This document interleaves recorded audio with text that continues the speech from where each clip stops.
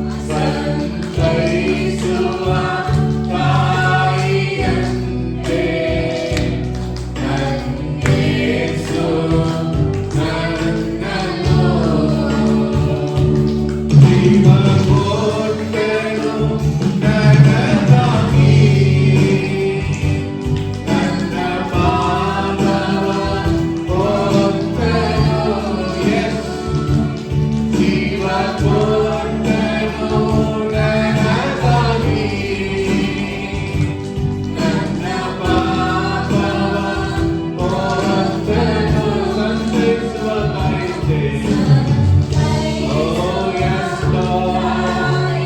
Shabalakadiragadabadalakadura. Hallelujah. Yes, Jesus, amen. Santaisuva Taiyam Devikadaralagadabadura. Amen. Yes, Lord.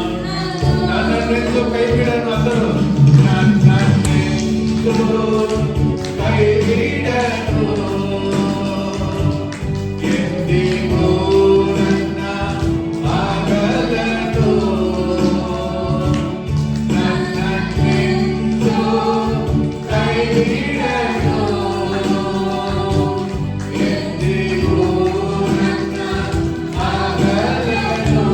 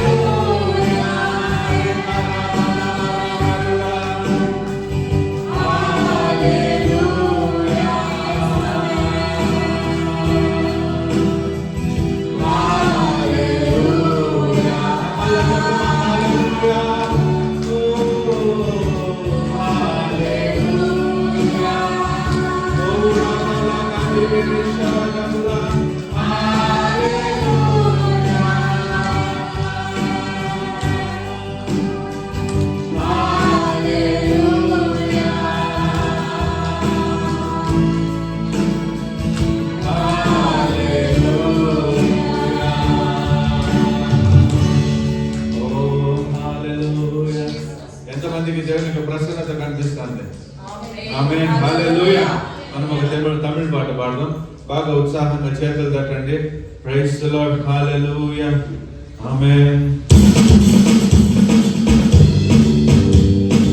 ఓ హల్లెలూయా, ఆమేన్. దేవా నన్ను నాలు శేషికన నన్నని దినలో దిక్కన దేవా నన్ను నాలు శేషికన నన్నని దినలో దిక్కన దేవినా విదేనా నీరో వివారవినా దేవినా విదేనా నీరో వివారవినా దేవా దేవా నన్ను నాలు శేషికన నన్నని దినలో దిక్కన దేవా నన్ను నాలు శేషికన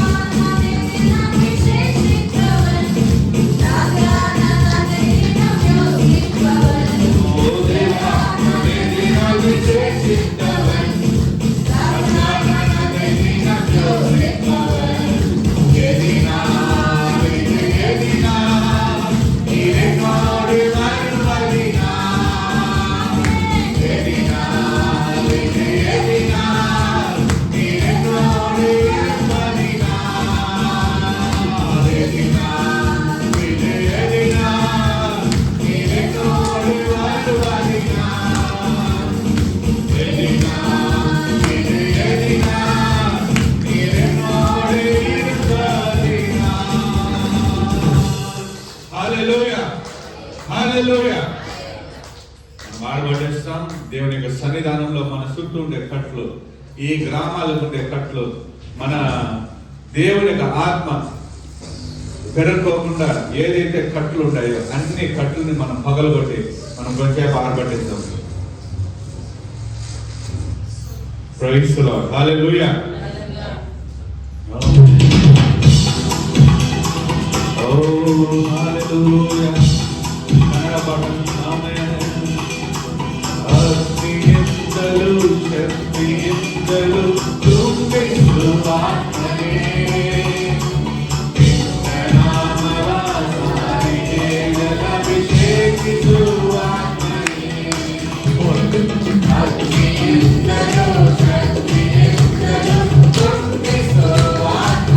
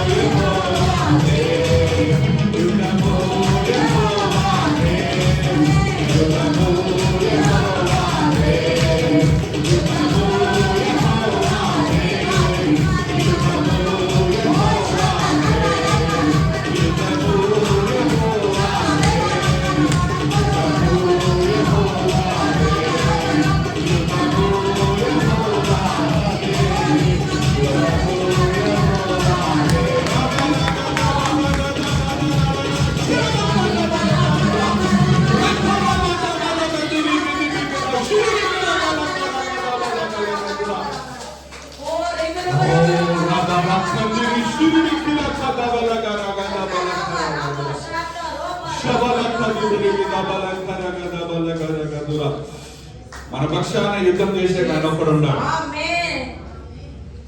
ఆయన పేరే యెహోవా. యెహోవా దిగి వచ్చిన ఏ యుద్ధమో సోలిపోయిందిగా చరిత్ర లేదు. ఆయన మన పక్షాన ఉన్నాడు. హల్లెలూయా. ఆయన మన మధ్య దిగి వచ్చేటప్పుడు మనల్ని అగ్నితో నింపుతాడు. హల్లెలూయా. ఓ అగ్నికి మనం చోటిద్దామా? Praise the lord. ఆ అగ్నికి మనం చోటిచ్చి, ప్రభువా ఈ రోజు నువ్వు నాతో మాట్లాడుతాను, నీ యొక్క అగ్ని కలిగిన ఆ యొక్క స్వరముతో నాతో మాట్లాడు ప్రభువా. నీ యొక్క తండ్రిస్తువే ప్రభావం కలిగిన ఆ యొక్క స్వరంతో నాతో మాట్లాడుతాను. నువ్వు మాట్లాడేది నేను వినాల ప్రభువా. షరలందిరి ఖదబదబ ఖదబ ఖదిబి రషిరిబి ఖరకదురా. ఆమేన్.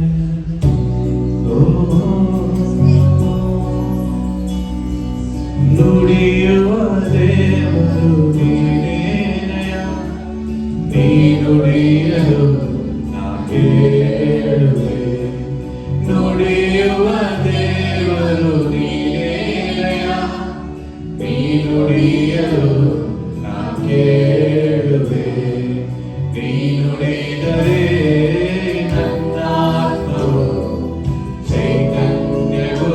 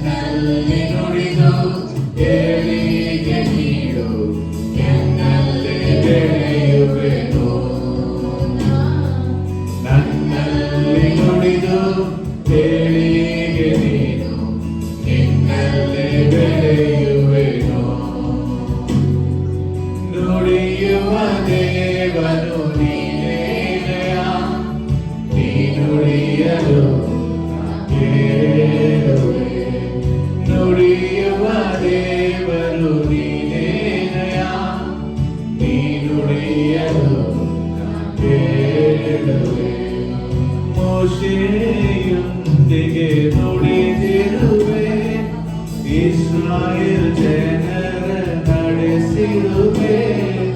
ಮೋಶೆಯೊಂದಿಗೆ ನುಡಿದಿರುವೆ, ಇಸ್ರಾಯೇಲ್ ಜನರ ನಡೆಸಿರುವೆ. ನನ್ನಲ್ಲಿ ನುಡಿದು ನನ್ನನ್ನು ನಡೆಸು, ನಿನ್ನೊಂದಿಗೆ ನಡೆಯುವೆನು. ನನ್ನಲ್ಲಿ ನುಡಿದು ನನ್ನನ್ನು ನಡೆಸು,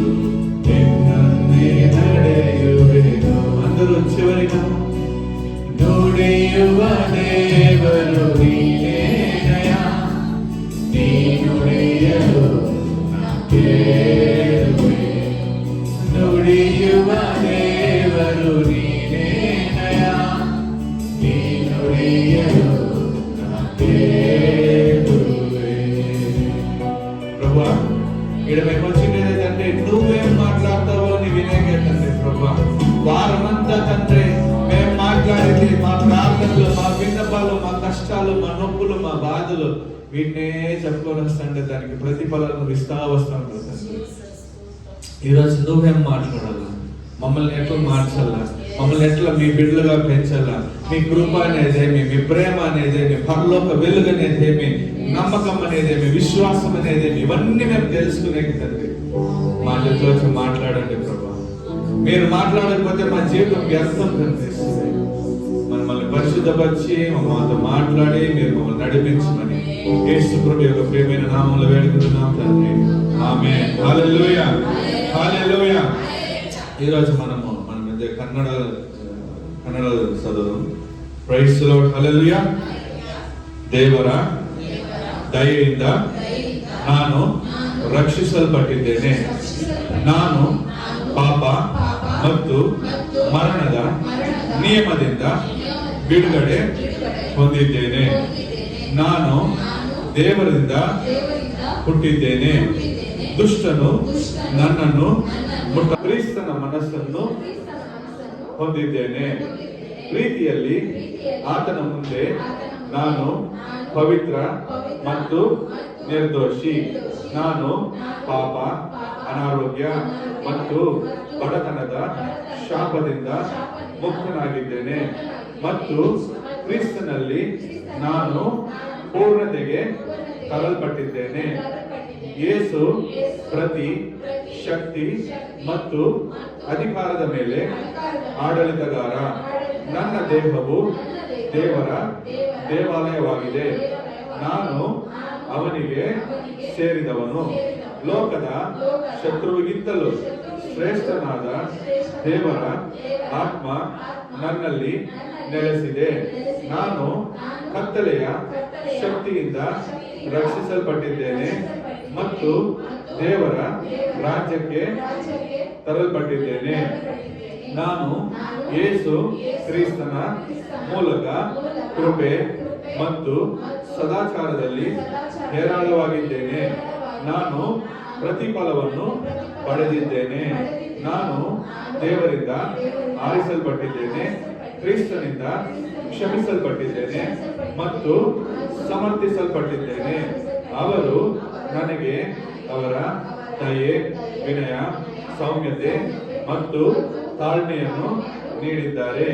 ನಾನು ಎಲ್ಲ ತಿಳುವಳಿಕೆಯನ್ನು ನೀಡುವ ದೇವರ ಶಾಂತಿಯನ್ನು ಹೊಂದಿದ್ದೇನೆ. ನಾನು ಪ್ರಪಂಚದ ಬೆಳಕು.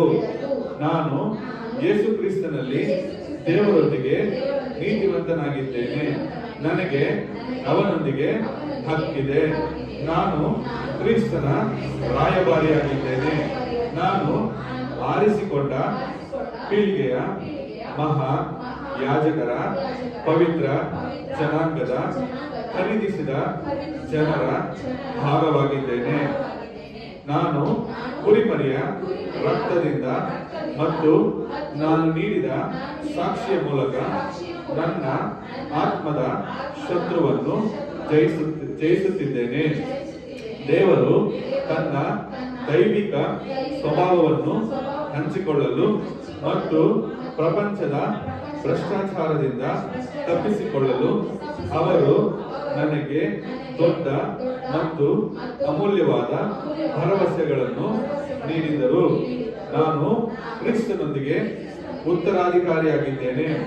ನನ್ನನ್ನು ಪ್ರೀತಿಸುವ ಅವನ ಮೂಲಕ ನಾನು ವಿಜಯಶಾಲಿಯಾಗಿದ್ದೇನೆ. ఆమేన్, ఆమేన్, ఆమేన్. హల్లెలూయా. అందరూ కూర్చుందాం. ఇది సాక్షి సమయం. ఎవరికైనా సాక్షి ఉంటే చిన్నగా చెప్పి దేవుని నామం మహిమపరచండి. ಬೇರೆ వాళ్ళు ಮಾತಾಡಕೂಡದು. 2 days ಬ್ಯಾಕ್ ನೈಟ್ ಜಾಸ್ತಿ ಹೊಟ್ಟೆ ನೋವು ಬಂದ್ಬಿಡ್ತು ನನಗೆ. ಎದ್ದು ನೋವಿಗೆ ಹಿಂಗೆ ಮಾಡ್ತಾ ಇದ್ದೀನಿ, ಅದು ಹೋಗ್ತಾನೆ ಇಲ್ಲ. ಹಂಗೆ ನಿದ್ದೆ ಬೇರೆ ಬರ್ತಾ ಇದೆ ಜಾಸ್ತಿ. ಹಂಗೆ ಕಣ್ಮುಚ್ಕೊಂಡು ಹಂಗೆ ಪ್ರೇಯರ್ ಮಾಡ್ತಾ ಇದ್ದೀನಿ. ಏನು ಪ್ರೇಯರ್ ಮಾಡಿದೆ ಅಂತ ಕೂಡ ಸರಿಯಾಗಿ ನೆನಪಿಲ್ಲ. ನೋವೆಲ್ಲ ತೆಗ್ದಾಕು ಏಸಪ್ಪ ಹಂಗೆ ಹೇಳ್ಕೊತಾನೆ ಇದ್ದೆ. ಹಂಗೆ ಹೇಳ್ಕೊಂಡಿದ್ದು 5 minutesಗೆ ಅಷ್ಟು ನೋವು ಹೋಗ್ಬಿಡ್ತು. ಹಂಗೆ 5 minutesಗೆ ಹಂಗೆ ಮಲ್ಕೊಬಿಟ್ಟೆ. ಅದಕ್ಕೆ ದೇವರಿಗೆ ಥ್ಯಾಂಕ್ಸ್. ಮತ್ತೆ ನಮಗೆ ಬಂದ್ಬಿಟ್ಟು ಎಲ್ಲ ಕರೆಕ್ಟಾಗಿದ್ರೆ ಕೂಡ ಮನಸ್ಸಲ್ಲಿ ಸಮ್ಟೈಮ್ಸು ಅನ್ನೋನ್ ಪೇನ್ ಅನ್ನೋದಿರುತ್ತೆ. ಅದು ಮಾರ್ನಿಂಗ್ ಹಂಗೆ ಬರಬೇಕಾದ್ರೆ ಹಂಗೆ ಬಂದೆ. ಇವಾಗ ನಾನು ಖುಷಿಯಾಗಿದ್ದೀನಿ, ಅದಕ್ಕೆ ದೇವ್ರಿಗೆ ಥ್ಯಾಂಕ್ಸ್.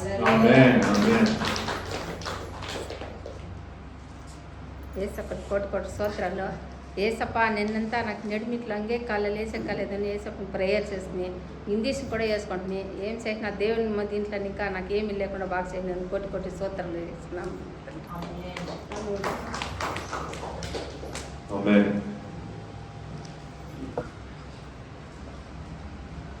ఏసప్పని కోటి స్తోత్రాలు. నా మోకాళ్ళు మిట్టికి కాకుండా అయిపోతుంది. అప్ప నువ్వేనప్ప కాళ్ళకి శక్తి బలి నీయాల్సి ఉండేది. నా చేతిలో ఏమీ లేదప్ప, అంతా నువ్వే కాసి కాపాడే దేవుడప్ప ఏసప్ప. అంతా నడిచేక అయ్యేనట్లా చేసే సాయం చేయదు తండ్రి ఏసప్ప. అందుకే అట్లా అనుకొని నేను రెయ్యంతా నిద్రపోనిచ్చేలే. కాలు సొలుకులు అది ఏమైందో ఏమో ఎప్పటికే తెలుసును. ఆ సొలుకులు వచ్చినప్పుడు ఏసప్ప అంటే అట్లా నిలుస్తుంది, లేకుంటే అట్లే సొలుకులు ఉంటే సొలుకులు నిద్రపోనిచ్చారు. ఒక బిరువాట్లు కన్ను మూసేది తిరగా సొలుకులు వచ్చినప్పుడు జ్ఞాపకం వస్తుంది. ఏసప్ప నువ్వే కాసిండావు తండ్రి అనేపాటికి ఆ దేవుడు కాసిండాడు. ఆ ఎప్పుడు కాసి ఏమి లేకుండా బిరు కాపాడిండే దానికి కోటి స్తోత్రాలు ఏసప్ప.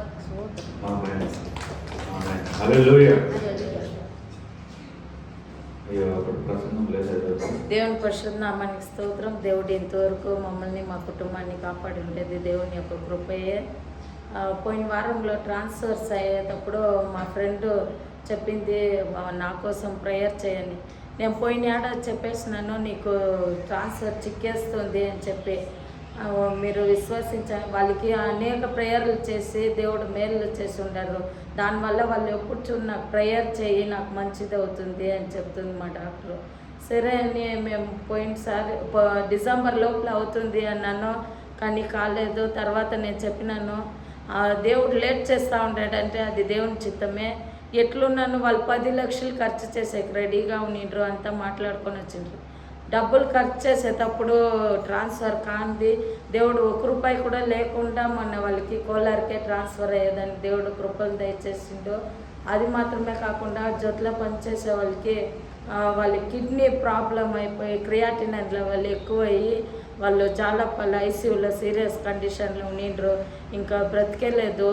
ఇంకా అందరూ వచ్చి చూసిపోతూ ఉండరు అని చెప్పి వాళ్ళు ఏడుస్తాను. లేదు మీరు దేవుడిని నమ్ముకోండి, ఖచ్చితంగా దేవుడు విడుదల ఇస్తాడు, బాగా వస్తుంది, మళ్ళీ డ్యూటీకి పోతుంది అని ఈఎస్ఐలో వాళ్ళు వర్క్ చేసేది సెంట్రల్ గవర్నమెంట్. లేదు పోతారు ఖచ్చితంగా అని చెప్పినాం. అదే ప్రకారము ఇప్పుడు మీకు ఇవ్వబోయే నూనె అది ఎత్తుకొని పోయి వాళ్ళకి ఇచ్చిన నేను జెరూసలేం ఆయిల్ ఇచ్చి తర్వాత వాళ్ళు దాన్ని ఐసీయూలోనే ఒక డ్రాప్ వేసి ప్రేయర్ చేస్తూ ఉండిండ్రు. తర్వాత అక్కడ సీరియస్ అయినప్పుడంతా నాకు ఫోన్ చేసి కొంచెం ప్రేయర్ పన్నమా అని చెప్తా ఉండిండ్రు. తర్వాత వాళ్ళు దేవుని యొక్క కృప వల్ల బాగా అయిపోయి డయాలిసిస్ చేస్తూ ఉండిండ్రు. ఆ డయాలిసిస్ చేస్తే ఇంక లైఫ్ లాంగ్ మనం బతుకుంటే అన్ని దినాలు డయాలిసిస్ చేయాలా. నేను చెప్పిన యేసు నామంలో అది కూడా ఎత్తేస్తారు. నేను ప్రేయర్ చేసి ఉండను, మీరు పోండ్రి, అది క్రియాటినిన్ లెవెల్ అంతా నార్మల్ వస్తుందని. వాళ్ళు లేదు దిగులవుతా ఉంది, ఇంక లైఫ్ లాంగ్ చేయాలా, పనికి ఎట్లా నేను పోయేది, డయాలిసిస్ ఇక్కడ ఓపెన్ చేసేసి ఉండిండ్రు. వాళ్ళు ఇంటికి పోయినప్పుడు కొన్ని మంది చూసి ఉంటారు, మీరు ఇక్కడ ట్యూబ్ వేసి ఇక్కడి నుంచి చేస్తారు, అది ఓపెన్లోనే ఉన్నింది. నేను చెప్పిన లేదు విశ్వాసంలో మీరు పోండ్రి అని ఆ డాక్టర్ దగ్గర అక్కడ పోయినప్పుడు కూడా అయ్యో అట్లే ఉండిచ్చేస్తారేమో అని. లేదు మీకు అది తీసేసి పంపిస్తారు, ಯಾವ డయాలిసిస్ అయ్యలేదని.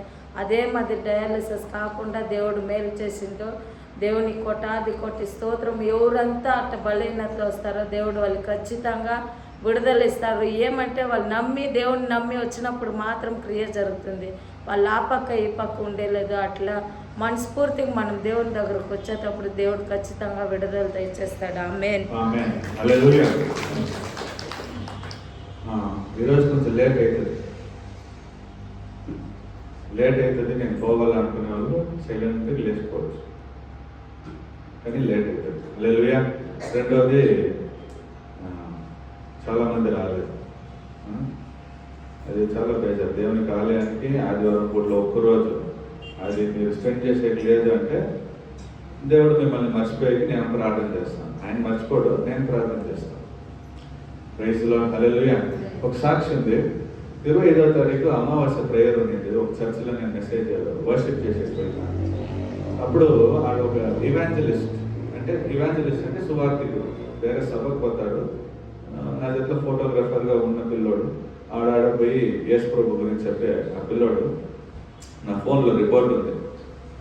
ఒక్కరోజు ముందు 24వ తారీఖు పోయి ఏమో ప్రాబ్లం ఉందని ఎంఆర్ఐ తీస్తే ఎంఆర్ఐలో రిపోర్ట్ ఏమొచ్చిందంట, ఒక సైడ్ బ్రెయిన్ బ్లడ్ వచ్చి ఫ్లో తక్కువ ఉంది అని రిపోర్ట్ వచ్చింది.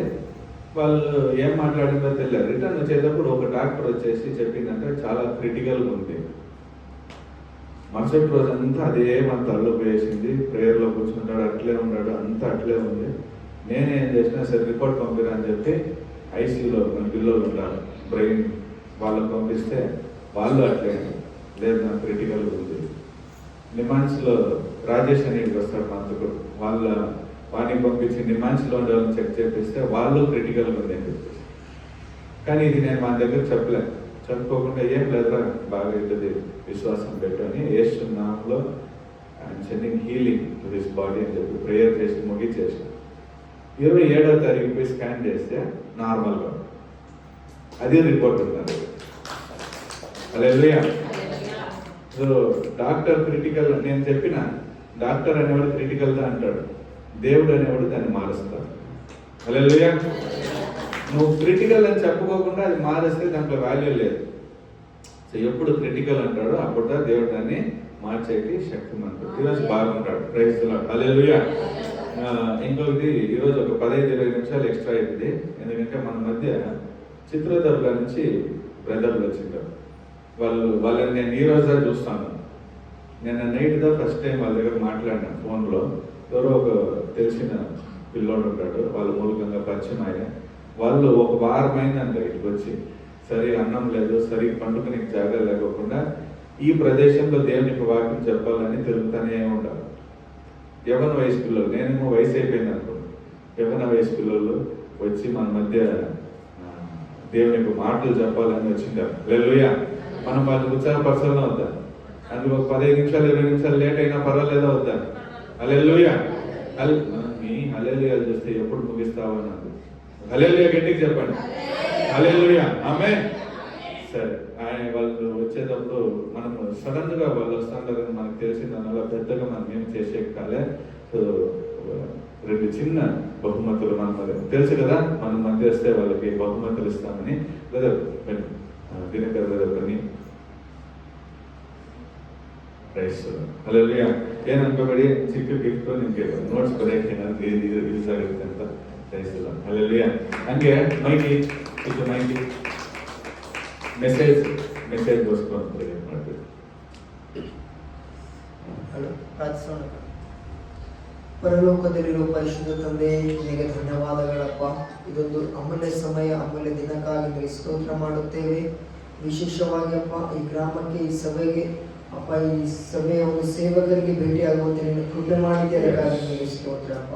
ಹೌದು ತಂದೆ, ನಿನ್ನ ವಾಕ್ಯದಲ್ಲಿ ಹೇಳುತ್ತದೆ, ಮೊದಲು ದೇವ ರಾಜ್ಯಕ್ಕಾಗಿಯೂ ನೀತಿಗಾಗಿಯೂ ತವಕ ಪಡಿರಿ, ಅವುಗಳಿಂದ ಇವುಗಳೆಲ್ಲವೂ ನಿಮಗೆ ದೊರಕುವ ಎಂಬುದಾಗಿ. ಹೌದು ತಂದೆ ಅಪ್ಪ, ನೀನು ಸಭೆ ಸೇವಕರನ್ನು ಸಭೆಯಲ್ಲಿ ಇಟ್ಟಿದ್ದು ತಂದೆ ನಿನ್ನ ಪರಲೋಕದ ಮಾತುಗಳನ್ನು ಹೇಳುವುದಕ್ಕಾಗಿ ಅಪ್ಪ. ಅದಕ್ಕಾಗಿ ನಾನು ಪ್ರಾರ್ಥಿಸ್ತೇನಪ್ಪ. ವಿಶೇಷವಾಗಿ ಇದೊಂದು ಸಮಯದಲ್ಲಿ ಈ ಸಭೆಗೋಸ್ಕರ ಪ್ರತಿಯೊಂದು ಮಕ್ಕಳಿಗೋಸ್ಕರ ಪ್ರಾರ್ಥಿಸ್ತೇನಪ್ಪ. ಹೌದು ತಂದೆ, ನಮ್ಮ ಬಗ್ಗೆ ನಮಗೆ ಏನು ಗೊತ್ತಿಲ್ಲ, ಆದರೆ ನಿನಗೆ ಎಲ್ಲವೂ ಗೊತ್ತು ಅಪ್ಪ. ಯಾರಿಗೆ ಏನು ಮಾಡಬೇಕು, ಏನು ಕೊಡಬೇಕು ಸಮಯದಲ್ಲಿ ಎಲ್ಲವೂ ನೀನು ಕೊಡುವವನಾಗಿದ್ದಪ್ಪ. ನಮ್ಮ ಅಗತ್ಯಗಳನ್ನು ಪ್ರತಿ ದಿನವೂ ನೀನು ಪೂರೈಸುವವನಾಗಿದ್ದಪ್ಪ. ಇವತ್ತಿನ ಕರುಣೆ ಕೃಪೆಗಾಗಿ ಸ್ತೋತ್ರ. ವಿಶೇಷವಾಗಿ ಅಪ್ಪ, ನಿನ್ನ ವಾಕ್ಯವನ್ನು ಹಂಚಿಕೊಳ್ಳುತ್ತಿರುವ ಮಗಳನ್ನು ಆಶೀರ್ವಾದ ಮಾಡುತ್ತದೆ. ಹೇಳುತ್ತಿರುವಂತಹ ಒಂದೊಂದು ವಾಕ್ಯಗಳಿಂದ ನೀವು ತಾನೇ ನಮ್ಮ ಹೃದಯವನ್ನು ತೆರೆಯಿರಪ್ಪ. ಎಲ್ಲವೂ ನಿಮ್ಮ ಹಸ್ತಕ್ಕೆ ಒಪ್ಪಿಸುತ್ತಾ ಯೇಸುವಿನ ನಾಮದಲ್ಲಿ ಬೇಡಿ ಹೊಂದುತ್ತೇವೆ ಪರಲೋಕದ ತಂದೆಯೇ. ఆమేన్. ఆమేన్. హల్లెలూయా. ఈరోజు ఫ్యామిలీ సండే కాబట్టి నా మెసేజ్ ఉంటుంది, కానీ ఎక్స్ట్రాగా వాళ్ళ మెసేజ్ ఉంటుంది. ఓకేనా అందరికి? హల్లెలూయా. మనం మెసేజ్ ఇచ్చే బ్రదర్ని అట్లా పిలుస్తామా? బ్రదర్ గిరీష్ అలా ఆయనకి నేను గిఫ్ట్ చేయాలంటే నేను పైన వెళ్ళిపోతాను. హల్లెలూయా. బాగా ఉత్సాహంగా చేతులు తగ్గండి. ఆయన మన మధ్య కన్నడలో మెసేజ్ ఇస్తాడు. దేవుడు తానే ఆయన ఫ్యామిలీ చిత్రదుర్గాలో ఉన్నట్టు వాళ్ళ కుటుంబాలని వాళ్ళ పెండ్లైందా లేదని తెలియదు, వాళ్ళు వచ్చినారు ఊరు నుంచి అని తెలుసు అంతే. ఆమె వాళ్ళు దేవుడు ఆశీర్వదించి ప్రైజ్ హల్లెలూయా.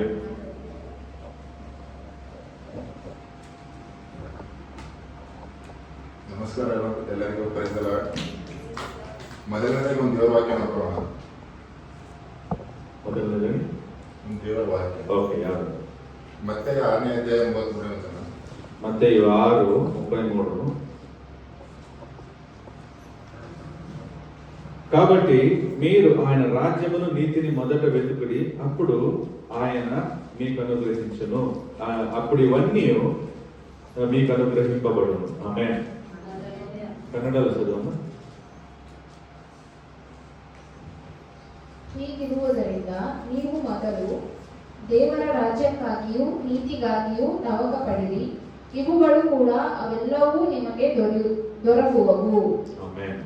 ಇವತ್ತು ಬೆಳಗಿನ ಜಾವದಲ್ಲಿ ಯಾವಾಗ ನಾನು ಪ್ರಾರ್ಥನೆ ಮಾಡ್ತಾ ಇದ್ನೋ ಈ ಸಭೆ ಬರೋಣ ಅಂತ ಪ್ರಾರ್ಥನೆ ಮಾಡ್ತಾ ಇದ್ದೆ ಬೆಳಗಿನ ಜಾವದಲ್ಲಿ.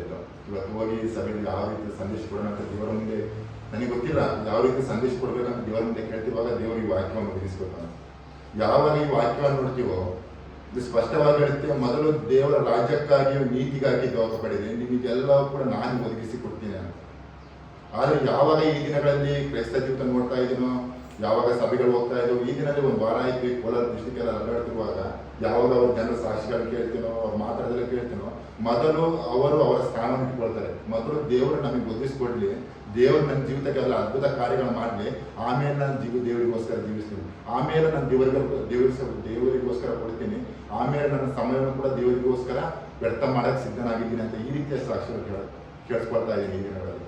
ಯಾವಾಗ ಕೇಳಿಸ್ಕೊಳ್ತಾ ಇದ್ದೀನೋ ನಿಜವೂ ಕೂಡ ದೇವರು ಸ್ಪಷ್ಟವಾಗಿ ಹೇಳ್ತಾನೆ, ಮೊದಲು ದೇವರ ರಾಜ್ಯಕ್ಕಾಗಿಯೂ ನೀತಿಗಾಗಿಯೂ ತಪ್ಪಪಡ್ರಿ ಅಂತ. ಹೌದಲ್ವಾ? ದೇವರು ಹೇಳೋದು ಒಂದೇ, ದೇವರ ರಾಜ್ಯಕ್ಕಾಗಿ ನೀತಿಗೂ ಅವಾಗ ನಿಮ್ಮ ಜೀವನಕ್ಕೆ ಏನೆಲ್ಲ ಬೇಕೋ ಅವೆಲ್ಲ ಆತನ ಒದಗಿಸ್ಕೊಡ್ತಾನೆ.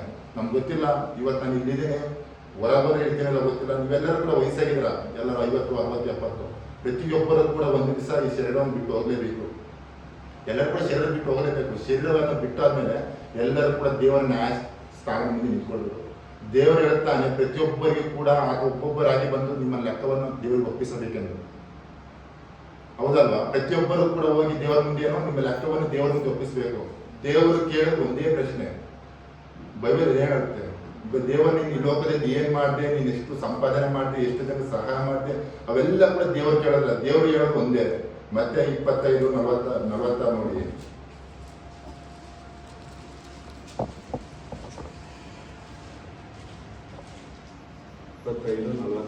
ಮತ್ತು ಇವರು ನಿತ್ಯ ಶಿಕ್ಷಕರು, ನೀತಿವಂತರು ನಿತ್ಯ ಜೀವಕ್ಕೆ ಹೋಗುವರು. ಬೈಬಲ್ ಹೇಳೋದು ಒಂದೇ, ಪಾಪಿಗಳು ನಿತ್ಯ ಶಿಕ್ಷಕರು, ನೀತಿವಂತರು ಪರಲೋಕಕ್ಕೆ ಹೋಗ್ತಾರೆ ಅಂತ. ನಾವು ಯಾವಾಗ ದೇವರ ನ್ಯಾಯಸ್ಥಾನದ ಮುಂದೆ ನಿಂತ್ಕೊಳ್ತೀವೋ ದೇವರು ಕೇಳೋದು ಒಂದೇ ಪ್ರಶ್ನೆ, ನೀವು ನೀತಿವಂತರ ಇಲ್ಲ ಪಾಪಿಗಳ ಎಂದು. ಅಲ್ಲಿ ಎಲ್ಲರೂ ಕನ್ನಡ ಅರ್ಥ ಆಗ್ತೀಯಲ್ವಾ? ಎಲ್ರಿಗೂ ಅರ್ಥ ನನಗೊಂಥರ ಹೇಳ್ಕೊಂಡ್ರೆ ಇದಕ್ಕೆ ಅರ್ಥ ಆಗ್ತಿದೆಯಲ್ಲ. ధన్యవాదాలు. అందరికీ కన్నడ వస్తుంది కదా, అర్థమైందా ఆయన మాట్లాడేది? ఓకే. ಇಲ್ಲಿ ಕೂಡ ಸ್ಪಷ್ಟವಾಗಿ ಹೇಳುತ್ತೆ, ಪಾಪಿಗಳ ಅರ್ಥಕ್ಕೆ ನೀತಿವಂತನು ಪರಲೋಕಕ್ಕೆ ಹೋಗುತ್ತಾನೆ ಅಂತ. ದೇವರಿಗೆ ಯಾವುದರ ಕುರಿತಾಗಿ ಶರೀರದ ಸಂಗತಿಗಳ ಕುರಿತಾಗಿ ಯಾರು ಕೂಡ ದೇವರು ಯಾವತ್ತೂ ಕೂಡ ಚಿಂತಿಸುವುದಿಲ್ಲ. ಆದ್ರೆ ನಾವು ಈ ಶರೀರದ ಕುರಿತಾಗಿ ಚಿಂತಿಸುವಂತಾಗಿದೆ. ನೀವು ಯೋಚನೆ ಮಾಡಿ, ಈ ಲೋಕದಲ್ಲಿ ಏನೇ ಮಾಡಿ ಕಂಟೆಂಟ್ ಇಟ್ಕೊಳ್ರಿ, ಅದು ಒಂದು ದಿವಸ ಎಲ್ಲ ಕೂಡ ಹಾಳಾಗೋಗುತ್ತೆ. ನಾವು ದೇವ್ರು ಹೇಳ್ತಾರೆ, ಅದಕ್ಕೋಸ್ಕರ ಪರಲೋಕದಲ್ಲಿ ನಾವು ಆತನ ಸ್ಥಾನದಲ್ಲಿ ಇರ್ಬೇಕಂತ ದೇವರು ತನ್ನ ಒಬ್ಬನೇ ಮಗನನ್ನು ಕಳಿಸ್ಕೊಡ್ತಾನು. ಹೌದಲ್ವಾ? ದೇವರು ಯೋಚನೆ ಮಾಡೋದು, ನೀವು ಶರೀರದಲ್ಲಿ ಲೋಕದಲ್ಲಿ ಜೀವಿಸುವಾಗ ಈ ಶರೀರದಲ್ಲಿ ಹೇಗೆ ಜೀವಿಸ್ತೀರಾ, ಎಷ್ಟು ಕಷ್ಟಗಳನ್ನು ಅನುಭವಿಸ್ತೀರಾ, ಎಷ್ಟು ಸಂಕಟಗಳಿಂದ ಮುಂದೆ ಹೋಗ್ತೀರಾ ಅಂತ ದೇವರು ಅದು ನೋಡಲ್ಲ. ಸತ್ತ ಮೇಲೆ ನಮ್ಮ ಆತ್ಮ ಆತನ ಸನ್ನಿಧಾನದಲ್ಲಿ ಇರ್ಬೇಕು ಅಂತ ದೇವರು ಬಯಸೋದು. ಅರ್ಥ ಆಗಿದೆಯಲ್ವಾ? ನಮ್ಮ ಆತ್ಮನ ದೇವ್ರು ನೋಡ್ತಾನೆ, ನಮ್ಮ ಶರೀರನಲ್ಲ. ನಾವು ಇವತ್ತಿರ್ತೀವಿ, ನಾಳೆ ಹೋಗ್ತೀವಿ. ಈ ಶರೀರಕ್ಕೆ ಬರೀ 60-70 ವರ್ಷಗಳ ಕಾಲ ಅಷ್ಟೇ. ಈ ಶರೀರ ಆಮೇಲೆ ಶರೀರ ಬಿಟ್ಟು ಎಲ್ಲರೂ ಕೂಡ ಈ ಆತ್ಮದೊಂದಿಗೆ ದೇವರ ಮುಂದೆ ನಿಂತ್ಕೊಳ್ಳೋದಾಗಿದೆ. ದೇವರ ಸಂಪೂರ್ಣ ಗಮನವು ಈ ಆತ್ಮದ ಮೇಲಿದೆ. ಅದಕ್ಕೋಸ್ಕರ ಬೈಬಲ್ ಸ್ಪಷ್ಟವಾಗಿ ಹೇಳುತ್ತೆ, ಮತ್ತೆ 1:21 ಯೇಸು ಕ್ರಿಸ್ತನು ಬಂದಿದ್ದು ಈ ಆತ್ಮಕ್ಕೋಸ್ಕರ ಅಂತ. ಈ ಆತ್ಮಕ್ಕೋಸ್ಕರ ಅಂತ ಬೈಬಲ್ ಹೇಳುತ್ತೆ, ಈ ಶರೀರಕ್ಕೋಸ್ಕರ ಅಂತ ಎಲ್ಲಿ ಹೇಳುವುದಿಲ್ಲ. ಆತನ ಈ ಪಾಪವನ್ನು ತೆಗೆಯೋಕ್ಕೋಸ್ಕರ ಈ ಲೋಕಕ್ಕೆ ಇಳಿದು ಬಂದನು ಅಂತ ಹೇಳುತ್ತೆ. ಇವತ್ತು ಬಹಳ ಸಮಯ ಇಲ್ಲ ನನಗೆ, ಯಾವ್ದೋ ಒಂದು ಟಾಪಿಕ್ ಬಗ್ಗೆ ಮಾತಾಡ್ತೀನಿ, ಸಮಯದಿಂದ ಮಾತಾಡ್ತಾ ಇದ್ದೆ. ನಾನು ಮುಂದೆ ಏನೋ ನಿಮ್ಮ ಒಂದು ಪ್ರಶ್ನೆ ಕೇಳಬೇಕಂತಿದ್ದೀನಿ. ಪಾಪ ಅಂದ್ರೆ ಏನು ಸಿಸ್ಟರ್? ಪಾಪ ಅಂದ್ರೆ ಏನು? ಮತ್ತೆ ಯಾರಾದ್ರೂ ಪಾಪ ಅಂದ್ರೆ ಏನ್ ಬ್ರದರ್? ದೇವರ ವಿರುದ್ಧವಾದ ಕ್ರಿಯೆಗಳನ್ನು ಮಾಡುವುದು. ಸ್ಪಷ್ಟವಾಗಿ ನೋಡ್ಬೋದು. ಪಾಪ ಅಂದ್ರೆ ಏನಂತ ಕೂಡ ನಾವು ಮೊದಲು ದೇವರ ಯೇಸು ಕ್ರಿಸ್ತನ ಲೋಕಕ್ಕೆ ಪಾಪಕ್ಕೋಸ್ಕರ ಬಂದವ ಪಾಪದ ಕುರಿತಾಗಿ ಸಂಗತಿ ನಾವು ತಿಳ್ಕೊಂಡ್ರೆ ಅವಾಗ ನಾವು ದೇವರ ಕುರಿತಾಗಿ ಕೂಡ ತಿಳ್ಕೊಳ್ಳೋ ಸಾಧ್ಯವಾಗುತ್ತೆ. ಬೈಬಲ್ ಸ್ಪಷ್ಟವಾಗಿ ಹೇಳುತ್ತೆ ಪಾಪ ಎಲ್ಲಿಂದ ಪ್ರವೇಶ ಮಾಡಿತು ಭೂಮಿಗೆ? ಆದಾಮನಿಂದ, ಹೌದಲ್ವಾ? ಇಲ್ಲಿ ನೋಡುವಾಗ ರೋಮಪುರದಲ್ಲಿ ತೆಗೆದಿದೆ,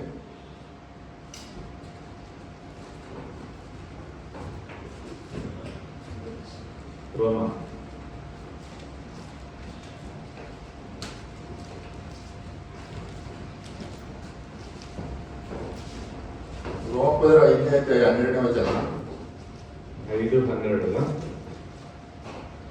మరియు సున్నతి గల వారికి తండ్రి యొక్కకు అనగా సున్నతి మాత్రము పొందిన వారు గాక మన తండ్రి అయిన అబ్రహాము సున్నతి పొందక మునుపు అతని కలిగిన విశ్వాసం యొక్క అడుగు జాడలను బట్టి నడుచుకొని వారికి తండ్రి యొక్క అతడు ఆ గుర్తు పొందెను.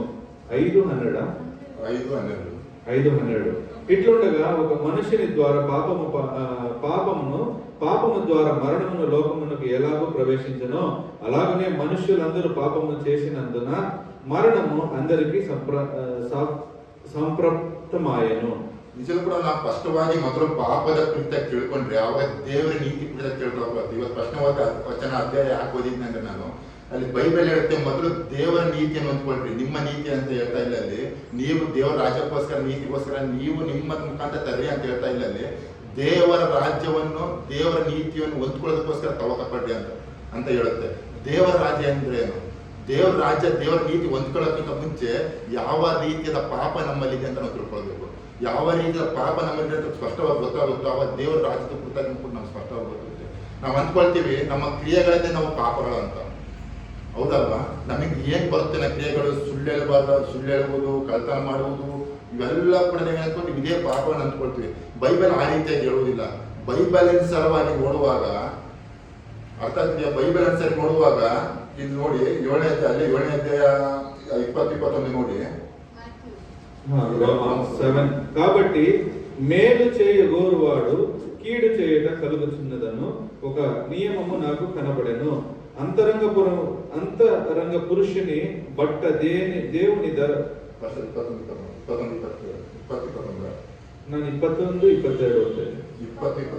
21-22 నేను కోరిన దానిని చేసిన ఎడల దానిని చేయునది నాయందు నివసించు ಪಾಪಮೇ ಗಾನಿ ಇಕನು నేను ಕಾದು. ಇದು ಸ್ಪಷ್ಟವಾಗಿ ಹೇಳುತ್ತೆ. ಇಲ್ಲಿ ಸಮಯವಿಲ್ಲ 15ರಿಂದ ನೋಡಿದ್ರೆ ಹೇಳುತ್ತೆ. ಪೌಲನು ಕೂಡ ಸಾಕ್ಷೀಕರಿಸ್ತಾ ಇದ್ದಾನೆ. ಪೌಲನು ಹೇಳ್ತಾ ಇದ್ದಾನೆ, ಪೌಲನು ಇಲ್ಲಿ ರೋಮಪುರದ ಸಭೆಗೆ ಹೇಳ್ತಾ ಇದ್ದಾನೆ, ನನ್ನಲ್ಲಿ ಒಂದು ಪಾಪವಿದೆ, ನಾನು ಒಳ್ಳೇದು ಮಾಡ್ಬೇಕಂತ ನನ್ನ ಮುಖಾಂತರ ಪ್ರಯತ್ನ ಪಡ್ತಾ ಇದ್ದೀನಿ, ಆದ್ರೆ ನನ್ನ ಮೂಲಕವಾಗಿ ಒಳ್ಳೇದು ಮಾಡಕ್ ಆಗ್ತಾ ಇಲ್ಲ. ಯಾಕಂದ್ರೆ ನನ್ನಲ್ಲಿರುವ ಪಾಪದ ನಿಮಿತ್ತವಾಗಿ, ಅರ್ಥ ಆಗಿದೆಯಾ? ನನ್ನಲ್ಲಿರುವ ಪಾಪದ ನಿಮಿತ್ತವಾಗಿ ನಾನು ಒಳ್ಳೇದು ಮಾಡಕ್ ಪ್ರಯತ್ನ ಪಡ್ತೀನಿ, ನನಗೆ ಒಳ್ಳೇದು ಬರ್ತಾ ಇಲ್ಲ. ಯಾಕಂದ್ರೆ ಪಾಪ ಇದೆ. ಆದ್ರೆ 5ನೇ ಅಧ್ಯಾಯ 12ನೇ ವಚನ ನೋಡಿದ್ವಲ್ಲ, ಆ ಪಾಪ ಯಾರಿಂದ ಬಂದದ್ದು? ಆದಾಮನಿಂದ ಬಂದದ್ದು. ಆದಾಮನಿಂದ ಬಂದ ಪಾಪ ಎಲ್ಲರಿಗೂ ಕೂಡ ವ್ಯಾಪಿಸಿತ್ತು, ಎಲ್ಲರಲ್ಲಿ ಕೂಡ ಇದೆ ಅಂತ ಹೇಳುತ್ತೆ. ನಮ್ಮಲ್ಲಿ ಪಾಪವಿರೋ ನಿಮಿತ್ತವಾಗಿ ಕ್ರಿಯೆಗಳ ಮೂಲಕವಾಗಿ ತೋರ್ಪಡುತ್ತೆ. ಉದಾಹರಣೆಗೆ ನಮ್ಮಲ್ಲಿ ಜ್ವರ ಇದೆ ಅನ್ಕೊಳ್ಳಿ, ಶೀತ, ನೆಗಡಿ, ತಲೆನೋವು ಎಲ್ಲ ಬರುತ್ತಲ್ವಾ? ಯಾವುದೇ ಟ್ಯಾಬ್ಲೆಟ್ ತಗೊಳ್ಬೇಕು ನಾವು, ಔಷಧಿ ಯಾವುದೇ ತಗೊಳ್ಬೇಕು, ಜ್ವರ ತಗೊಳ್ಬೇಕು. ಶೀತ, ನೆಗಡಿ, ತಲೆನೋವು ಇರ್ತಕ್ಕಂದ್ರೆ ಅದು ನಿಲ್ಲುತ್ತಾ? ಈ ಜ್ವರ ಇದೆ ಅಂದ್ರೆ ನೆಗಡಿ ಹೋದ್ರು ಕೂಡ ಮತ್ತೆ ತಲೆನೋವು ಇರುತ್ತೆ, ಮತ್ತೆ ನೆಗಡಿ ಬಂದೇ ಬರುತ್ತೆ. ಮುಖ್ಯವಾಗಿ ಏನೋ ಸಮಸ್ಯೆ ಅಂದ್ರೆ ಆ ಪಾಪದ ಸಮಸ್ಯೆ. ಈ ದಿನಗಳಲ್ಲಿ ಕ್ರೈಸ್ತರು ಏನ್ ಮಾಡ್ತಾ ಇದಾರೆ ಅಂದ್ರೆ ಅವರವರ ಚಟಗಳನ್ನು, ಅವ್ರ ಬಂದ ಕ್ರಿಯೆಗಳನ್ನು ತಡೆಗಟ್ಟಿ ನಿಲ್ಲಿಸೋ ಪ್ರಯತ್ನ ಪಡ್ತಾ ಇದ್ದಾರೆ. ನಾನು ಇವತ್ತು ಸುಳ್ಳು ಹೇಳಬಾರ್ದು, ಇವತ್ತು ನಾನು ಸುಳ್ಳು ಹೇಳೋದು ಇವತ್ತೆಷ್ಟೋ ನಾವು ಪ್ರಯತ್ನ ಪಟ್ಟಿರ್ಬೇಕು, ಆದ್ರೆ ನಾಳೆ ಸುಳ್ಳು ಬರುತ್ತೆ. ಅವರಲ್ಲಿರುವಂತ ಪಾಪದ ಕುರಿತ ಗಮನ ಹರಿಸ್ತಾ ಇಲ್ಲ. ಅವರಿರುವಂತ ಕ್ರಿಯೆಗಳು, ಸುಳ್ಳು ಹೇಳಬಾರ್ದು, ಕಳ್ತನ ಮಾಡಬಾರ್ದು, ನಾವು ಇನ್ನೊಬ್ಬರಿಗೆ ಮೋಸ ಮಾಡಬಾರ್ದು, ಹೊಟ್ಟೆ ಕಿಚ್ಚು ಪಡಬಾರ್ದು ಅಂತ ಈ ಕ್ರಿಯೆಗಳನ್ನು ತಡೆಗಟ್ಟಕ್ಕೋಸ್ಕರ ಪ್ರಯತ್ನ ಪಡ್ತಾ ಇದ್ದಾರೆ. ಆದ್ರೆ ಆ ಪಾಪದ ಕುರಿತಾಗಿ ಚಿಂತೆ ಮಾಡ್ತಾ ಇಲ್ಲ. ಬೈಬಲ್ ಸ್ಪಷ್ಟವಾಗಿ ಹೇಳುತ್ತೆ, ಮನುಷ್ಯನಲ್ಲಿ ಪಾಪ ಪ್ರವೇಶ ಮಾಡಿದೆ, ಅದು ನಮ್ಮ ಮುಖಾಂತರವಾಗಲ್ಲ. ಅಲ್ಲಿ ನೋಡಿ ಇನ್ನೊಂದು ವಾಕ್ಯ ತೋರಿಸ್ತೀನಿ. ಅಲ್ಲಿ 5ನೇ ಅಧ್ಯಾಯ 18-19 ಓದಿ. ರೋಮಪುರದಲ್ಲಿ 5ನೇ ಅಧ್ಯಾಯ 18-19. ಕೇವಲಾಗಿ ಒಂದೇ ಅಪರಾಧದ ಮೂಲಕ ಎಲ್ಲ ಮನುಷ್ಯರಿಗೆ ಸಾಯಬೇಕೆಂಬ ನಿರ್ಣಯವು ಹೇಗೆ ಉಂಟಾಯಿತೋ ಹಾಗೆಯೇ ಒಂದು ಸತ್ಕಾರ್ಯದಿಂದ ಎಲ್ಲ ಮನುಷ್ಯರಿಗೆ ನೀತಿವಂತರೆಂಬ ನಿರ್ಣಯವು ಉಂಟಾಗಿ ಜೀವವನ್ನು ಫಲಿಸುತ್ತದೆ. ಒಬ್ಬನು ಅವಿಧೇಯತ್ವದಿಂದ ಎಲ್ಲರೂ ಹೇಗೆ ಪಾಪಿಗಳಾದರೋ ಹಾಗೆಯೇ ಒಬ್ಬನ ವಿಧೇಯತ್ವದಿಂದ ಎಲ್ಲರೂ ನೀತಿವಂತರಾಗುವರು. ಈ ಬೈಬಲ್ ಏನ್ ಹೇಳ್ತಾ ಇದೆ? ನೀವು ಮಾಡಿದಕ್ಕೋಸ್ಕರ ಈ ಪಾಪಿಗಳಂತ ಹೇಳ್ತಾ ಇದೆ, ಇಲ್ಲ ಯಾರೊಬ್ಬ ಮನುಷ್ಯನಿಂದ ನಮ್ಮ ಮೂಲ ಪಿತೃ ಆದಾಮನಿಂದ ಬಂದ ಆ ಪಾಪಕ್ಕೋಸ್ಕರ ನಾವು ಪಾಪಿಗಳಂತ ಹೇಳ್ತಾ ಇದ್ದೀರಾ? ಏನಂತ ಹೇಳ್ತಾ ಇದ್ದಾರೆ? ಆದಾಮನಿಂದ. ಹೌದು, 12ನೇ ವಚನ ಒಬ್ಬರಿಂದ ಪಾಪ ಎಲ್ಲರೆಂದು ಕೂಡ ಪ್ರವೇಶ ಮಾಡಿತ್ತು ಅಂತ ಹೇಳ್ತಿದೆ. ಅದರ ಅರ್ಥ ನಾವು ಮಾಡುವ ಕ್ರಿಯೆಗಳಿಂದ ಪಾಪ ಅಂತ ಎಣಿಸೋದಿಲ್ಲ, ಹಾಗೆ ನಮ್ಮಲ್ಲಿ ಪಾಪವಿದೆ. ಆ ಪಾಪದ ಫಲಗಳು ಅದು ಹೊರ ಬರ್ತಾ ಇದೆ. ಉದಾಹರಣೆ, ಒಂದು ಮಾವಿನ ಗಿಡ ಇದೆ ಅಂದ್ರೆ, ಮಾವಿನ ಬೀಜ ಇದೆ ಅಂದ್ರೆ ಆ ಮರವಾಗಿ ಬರೋದು ಮಾವಿನ ಹಣ್ಣೆ ಬರೋದು. ಅದರಲ್ಲಿ ನಾವು ಅದರಲ್ಲಿ ಸೇಬನ್ ಬರಲಿ ಕಿತ್ತನ್ ಬರಲ್ಲ. ಯಾಕಂದ್ರೆ ನಮ್ಮಲ್ಲಿ ಪಾಪದ ಬೀಜವಿದೆ, ನಾವು ಪಾಪದಲ್ಲಿದ್ದೀವಿ. ಅದಕ್ಕೋಸ್ಕರ ನಮ್ಮಿಂದ ಬರುವ ಫಲಗಳೇನ್ ಬರ್ತವೆ? ಸುಳ್ಳು ಹೇಳೋದು, ಅವೆಲ್ಲ ಕಲಿತ ಇವೆಲ್ಲ ಕೂಡ ಅದರಿಂದ ಬರೋದು. ಮುಖ್ಯವಾಗಿ ಆ ಪಾಪವನ್ನು ಹೇಗೆ ಬಗೆಹರಿಸ್ಕೊಳ್ಬೇಕು, ಪಾಪವನ್ನು ಹೇಗೆ ತೆಗೆದುಕೊಳ್ಳೋ ಕುರಿತಾಗಿ ಅದ್ರ ಬಗ್ಗೆ ಗಮನ ಹರಿಸ್ಬೇಕು. ಆದ್ರೆ ಈ ದಿನಗಳಲ್ಲಿ ಕ್ರೈಸ್ತರು ಅವರ ಚಟಗಳ, ಅವರ ಕ್ರಿಯೆಗಳ ಕುರಿತಾಗಿ ಅವರು ಗಮನ ಹರಿಸ್ತಾ ಹೊರತು ಅವ್ರಿಗೆ ಇರಲಿರುವಂತಹ ಪಾಪದ ಕುರಿತಾಗಿ ಯಾರು ಕೂಡ ಗಮನ ಹರಿಸುವುದಿಲ್ಲ. ಬೈಬಲ್ ಅದಕ್ಕೋಸ್ಕರ ಸ್ಪಷ್ಟವಾಗಿ ಹೇಳುತ್ತೆ, ಮೊದಲು ನಿಮ್ಮ ಪಾಪವನ್ನು ತೆಗೆದಾಕಲಿ ಅಂತ ಕಲ್ತ್ಕೊಳ್ತಾರೆ. ಅದಕ್ಕೋಸ್ಕರ ಮತ್ತೆ 6:33 ಮೊದಲು ದೇವರ ನೀತಿಗೋಸ್ಕರ ತವಕ ಪಡ್ರಿ ಅಂತ ಹೇಳ್ತಾ ಇದ್ದೆ. ದೇವರ ನೀತಿಯನ್ನು ಹೊಂದ್ಕೊಳ್ರಿ, ನಿಮ್ಮ ನೀತಿ ಅಲ್ಲ, ಅದು ದೇವರ ನೀತಿ. ಹೌದಲ್ವಾ? ದೇವರ ನೀತಿಯನ್ನು ಹೊಂದ್ಕೊಳ್ಬೇಕು. ಅದಕ್ಕೋಸ್ಕರ ಇಲ್ಲಿ ಪಾಪ ಇದ್ದ ನಿಮಿತ್ತವಾಗಿ ಆ ಪಾಪನ ಹೇಗೆ ಬಗೆಹರಿದು ಅಲ್ಲೇ ಹೇಳ್ತೀವಿ 19ನೇ ವಚನದಲ್ಲಿ, ಒಬ್ಬನ ವಿಧಿವತ್ತದಿಂದ ನಾವೆಲ್ಲರೂ ಕೂಡ ನೀತಿವಂತರಾಗಿ ಒಂದು. ಅದು ಯಾರು? ಯೇಸು ಕ್ರಿಸ್ತನು. ಅದಕ್ಕೋಸ್ಕರ ನಾವು ಎಲ್ಲ ಅದಾಮನಿಂದ ಬಂದ ಪಾಪದ ನಿಮಿತ್ತವಾಗಿ ನಾವು ಪಾಪಿಗಳಾದೆವು. ಅದನ್ನ ನಾವು ನೀತಿವಂತರಾಗಿದ್ದಾಗೆ ಹೇಗೆ? ಯೇಸು ಕ್ರಿಸ್ತನ ಮುಖಾಂತರವಾಗಿ. ಯೇಸು ಕ್ರಿಸ್ತನು ಈ ಲೋಕಕ್ಕೆ ಬಂದು ನಮ್ಮ ಪಾಪಗಳಿಗೆ ಸತ್ತು ನಮ್ಮ ಪಾಪವನ್ನೆಲ್ಲವನ್ನು ತೊಳೆದು ನಮ್ಮ ನೀತಿವಂತನ ಪಾತ್ರ ಮಾರ್ಪಡಿಸೋಕ್ಕೋಸ್ಕರ. ಹೌದಲ್ವಾ? ಮೊದಲ ಕೊರಿಂಥದವರಿಗೆ 6ನೇ ಅಧ್ಯಾಯ ಅದೊಂದು ವಚನ ಓದ್ತೇನೆ. ಟೈಮ್ ಎಷ್ಟಿದೆ ಗೊತ್ತಿಲ್ಲ. ಮೊದಲ ಕೊರಿಂಥ 6ನೇ ಅಧ್ಯಾಯ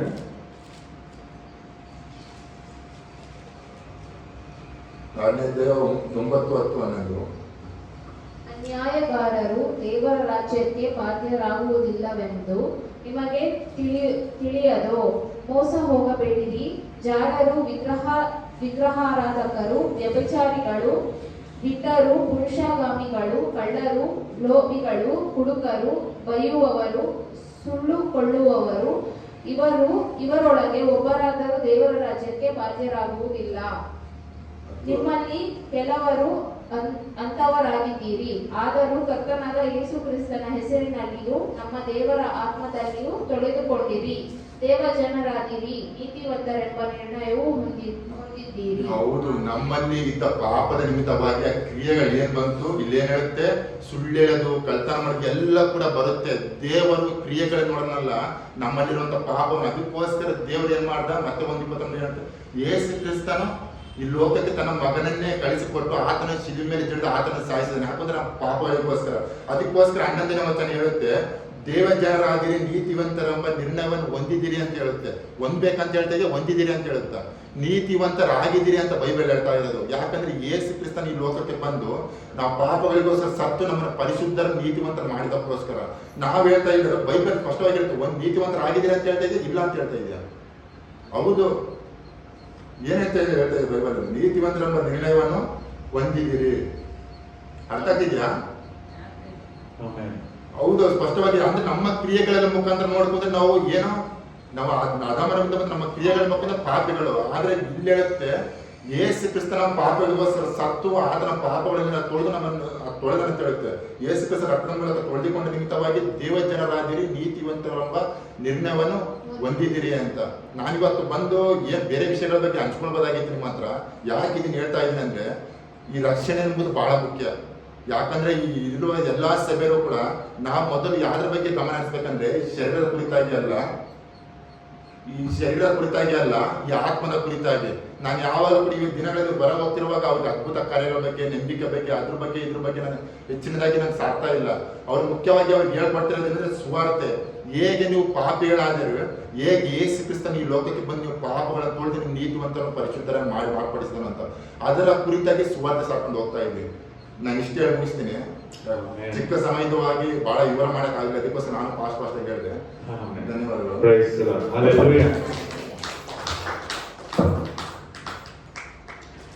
ಚಿನ್ನ ವಯಸ್ಸು ಎಷ್ಟಿದೆ ನಿಮ್ಮ ಏಜ್? 26. 26 వయసులో పాపానికి విరోధంగా నిలబడేది ఎంత కష్టమో మీకు తెలియదు. హల్లెలూయా. 26 వయసులో పాపానికి విరోధంగా నిలబడేది ఎంత కష్టం అనేది వయసు అని మీకు తెలియదు, వయసు పిల్లలుగా తెలుసు. కానీ దేవుడు ఆ వయసులో పిల్లోడిని తెలుసుకొని వచ్చి పాపానికి విరోధంగా మాట్లాడి ఎట్లా దేవుని యొక్క నీతిని మనం తీసుకోవాలని ఆయన మూలకంగా మాట్లాడిన దానికి మనం ఒక గట్టిగా చేతులు తడదాం. హల్లెలూయా. ఆమేన్. ఎంతమంది ఆసక్తిగా ఉంటారు? ఉంటారా? ఎంతమంది నిద్రపోతుంటారు? Praise the lord. సరే, ఈరోజు మనం దేవుని యొక్క వాక్యానికి పోదాం. ఈరోజు ఫ్యామిలీ ఈరోజు ఫ్యామిలీ ఈరోజు ఫ్యామిలీ సండే. గట్టిగా చెప్పాలి కదా, ఫ్యామిలీ సండే. ఫ్యామిలీ సండే అంటే ఏమంటే మనమంతా క్రీస్తులయ్యని ఒక కుటుంబంగా ఉంటాం. హల్లెలూయా. యేసు ప్రభు అంటున్నాడు, సభ అనేది క్రీస్తు లోపల ఉండే ఒక అవయవాలు. అవయవాలు అంటే నేను గుండె, మీరు కిడ్నీలు, ఒకరు కడుపు, ఒకరు కాళ్ళు, ఒకరు చేతులు, ఒక బ్రెయిన్. హల్లెలూయా. బ్రెయిన్ లేదు, ఎందుకంటే తల ఎవరు? క్రీస్తు. అది ఆయన చూసుకుంటాడు. బాడీగా మనం. హల్లెలూయా. ఇక్కడ అన్ని దాని పనులు ఏం చేసుకొని పోవాలంటే కరెక్ట్గా చేసుకొని పోవాలి. హల్లెలూయా. లివర్ పైన ఎక్కువ కొవ్వు వచ్చిందంటే దాన్ని ఏమంటారు? Fatty liver. ఆ కొవ్వు లివర్ని సరిగా పని చేయకోకుండా చేసేస్తుంది.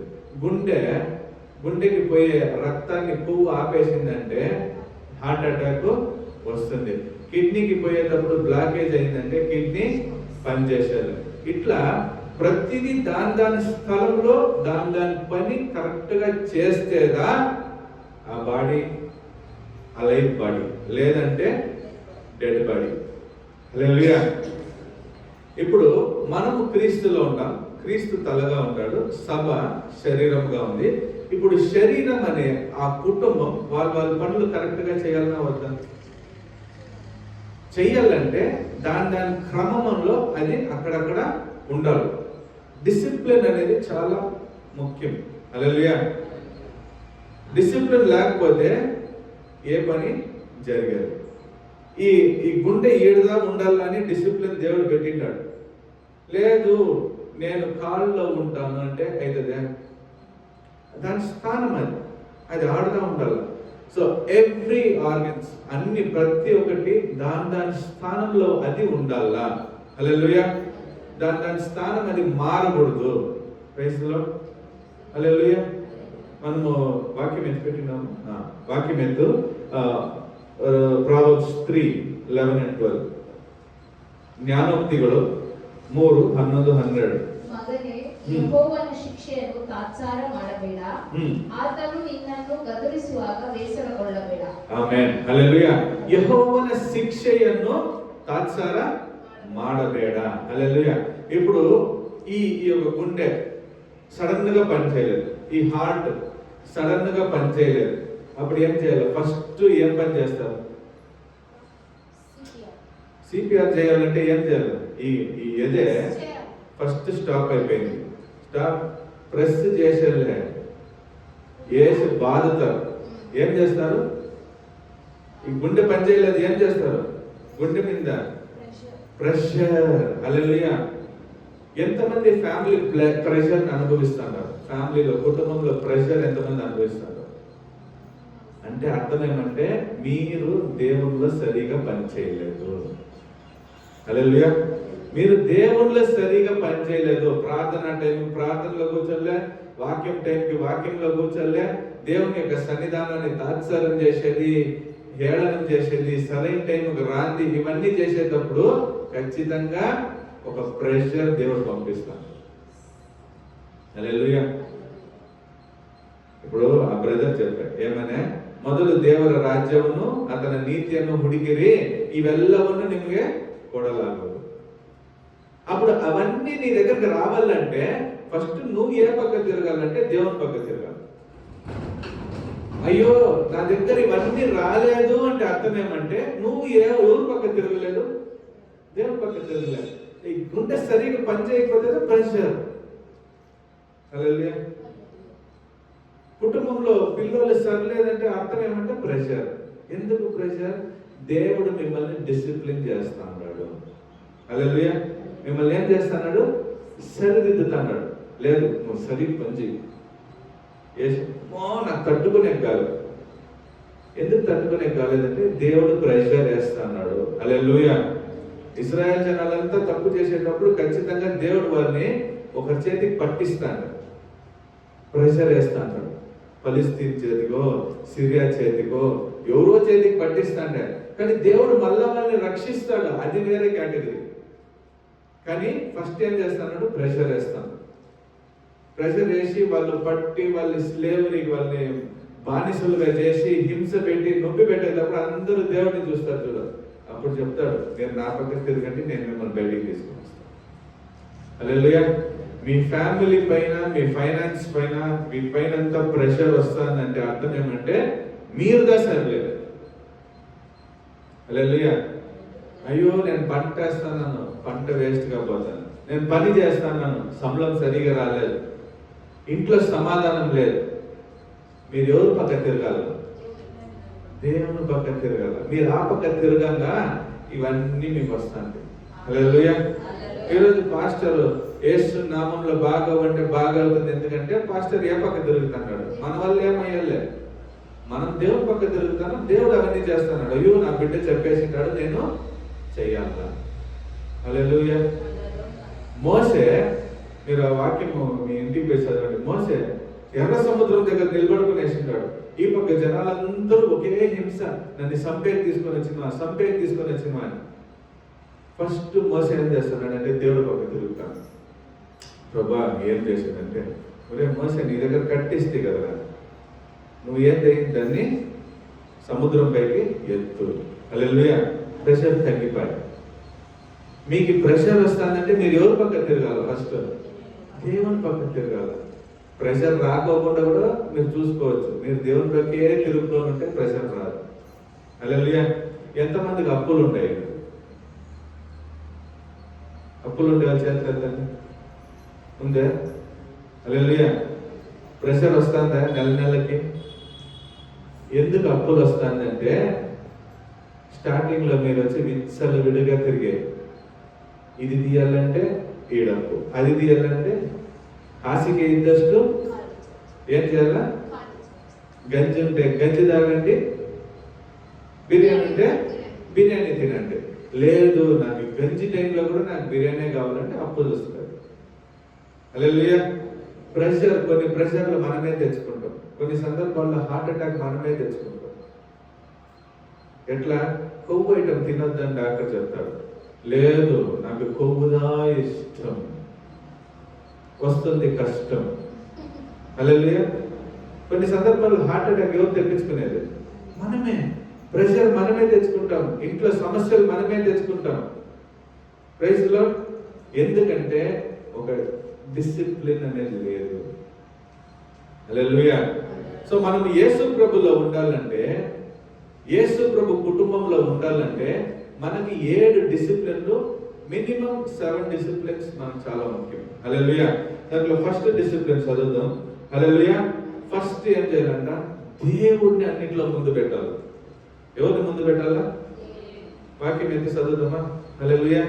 ఏంటంటే 1 సాముయేలు 2:30.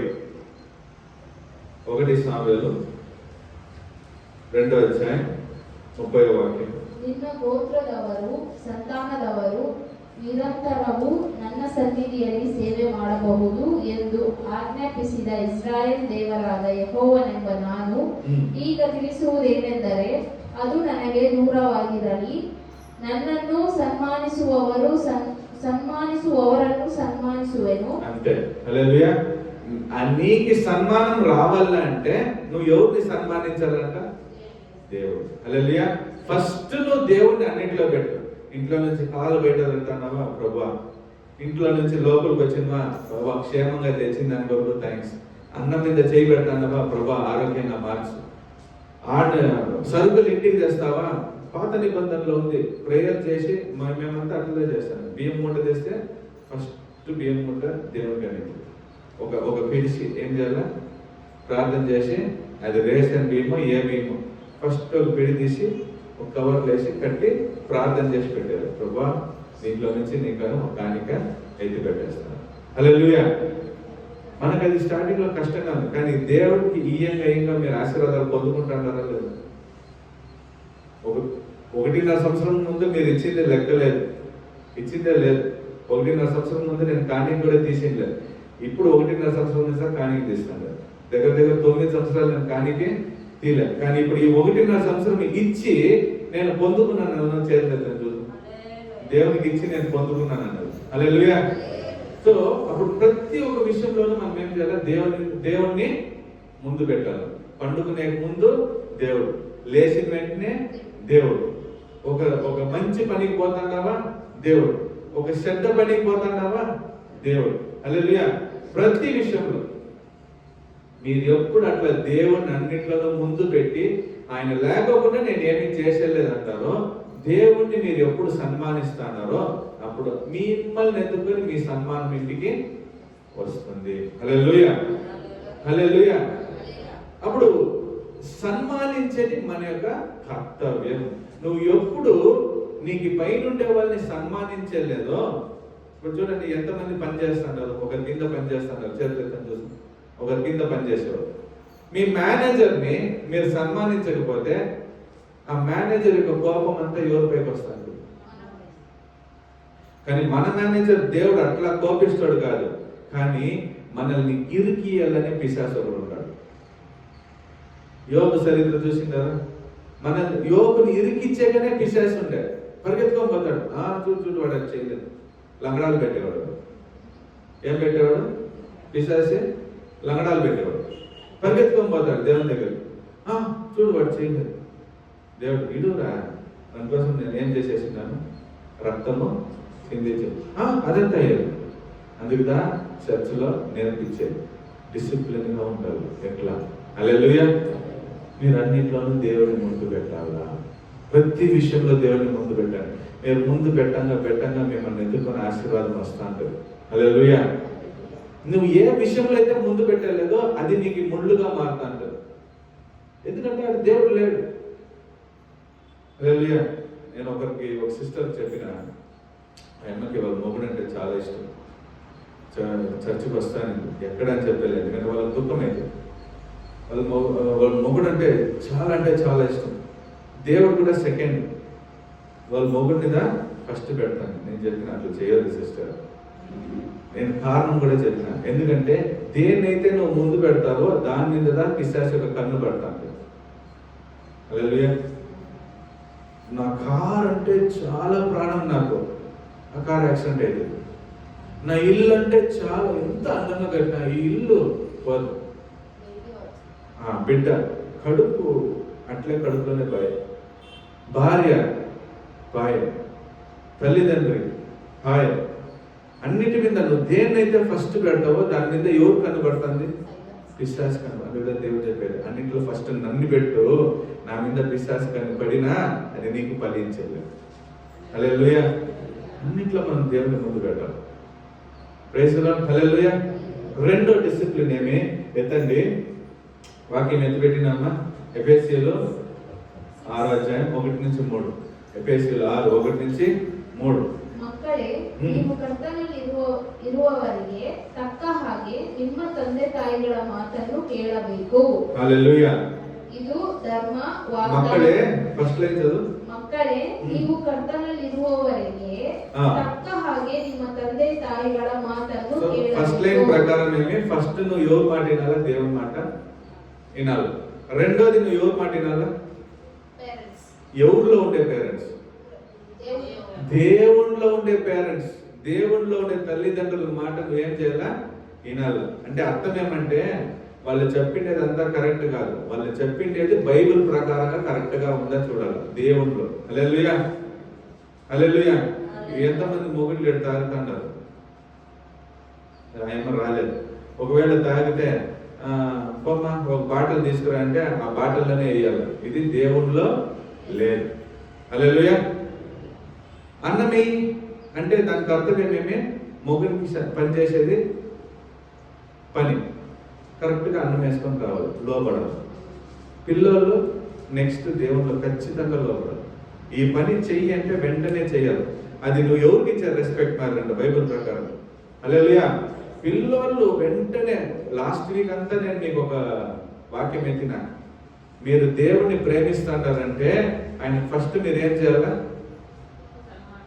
లోబడాలి. నువ్వు ఎప్పుడైతే దేవునికి లోబడతాండావో అప్పుడుదా నువ్వు ఆయన ప్రేమిస్తానవో చూపించే. అదే లెక్కే కదా పేరెంట్స్ కూడా. మీరు తల్లిదండ్రికి లోబడితేగా వాళ్ళని నువ్వు ప్రేమిస్తానవని తెలిపించారు. హల్లెలూయా. సో దేవునికి ఎట్లు లోబడతానో ఈ దేవుడు వచ్చే వాక్యంలో ఇద్దరికి అట్లా చెప్పిండేది. నాకు లోబడినట్లు నువ్వు నీ తల్లిదండ్రులకు లోబడు, నాకు మర్యాద, నాకు లోబడినట్లు నీ మొగినికి నువ్వు లోబడు. వాక్యం ఉందా? ఎఫెసీలోనే ఉంది. హల్లెలూయా. క్రీస్తుకు లోబడినట్టు నీ మొగునికి లోబడు, క్రీస్తుకి లోబడినట్లు నీ తల్లిదండ్రులకి లోబడు. హల్లెలూయా. ఎందుకంటే దిస్ ఇస్ ది ఆర్డర్. దేవుడు పెట్టిండే ఆర్డర్. ఫస్ట్ తల ఎవరంటే దేవుడు, క్రీస్తుకు తల దేవుడు, మనకి తల క్రీస్తు. హల్లెలూయా. ఇంకొక లెక్క ప్రకారం చూస్తే పరలోకానికి తల దేవుడు, కుటుంబానికి తల మొగుడు, మొగునికి తల ఎవరు? క్రీస్తు. హల్లెలూయా. దేవుడు చెప్పినట్లు క్రీస్తు తింటాడు, క్రీస్తు చెప్పినట్లు మొగుడి నల్ల, మొగుడు చెప్పినట్లు భార్య నల్ల, భార్య చెప్పినట్లు పిల్లలు వినాల. ఇదిదా క్రమం. ఈ క్రమం కాకుండా ఇప్పుడు రివర్స్ అవుతుంది. పిల్లలు చెప్పినట్లు తల్లి నల్ల, తల్లి చెప్పినట్లు మొగుడి నల్ల, మొగుడు చెప్పినట్లు దేవుడి నల్ల. అంతా చెప్పింది. హార్ట్ ఉండాల్సిన స్థలంలో ఉండాలా, కడుపు ఉండాల్సిన స్థలంలో ఉండాలా. ఇది నేను ఈటికి వస్తాను, నువ్వు ఈటికి వచ్చేయి అంటే అయ్యలే. హల్లెలూయా. ఇది సరిగ్గా పనిచేసేలే, ఇది సరిగ్గా పనిచేసేలే. ఒక చిన్న ఉదాహరణ ఇస్తా చూడండి. దేవుడు తండ్రి, కుమార, పరిశుద్ధాత్మైన దేవుడు అయినాక 4వ స్థానం ఎవరికి ఇచ్చిందంటే ఆ కాలంలో లూసిఫర్కి ఇచ్చిండే. ఎవరికి ఇచ్చిండే? లూసిఫర్కి ఇచ్చిండే 4వ స్థానం.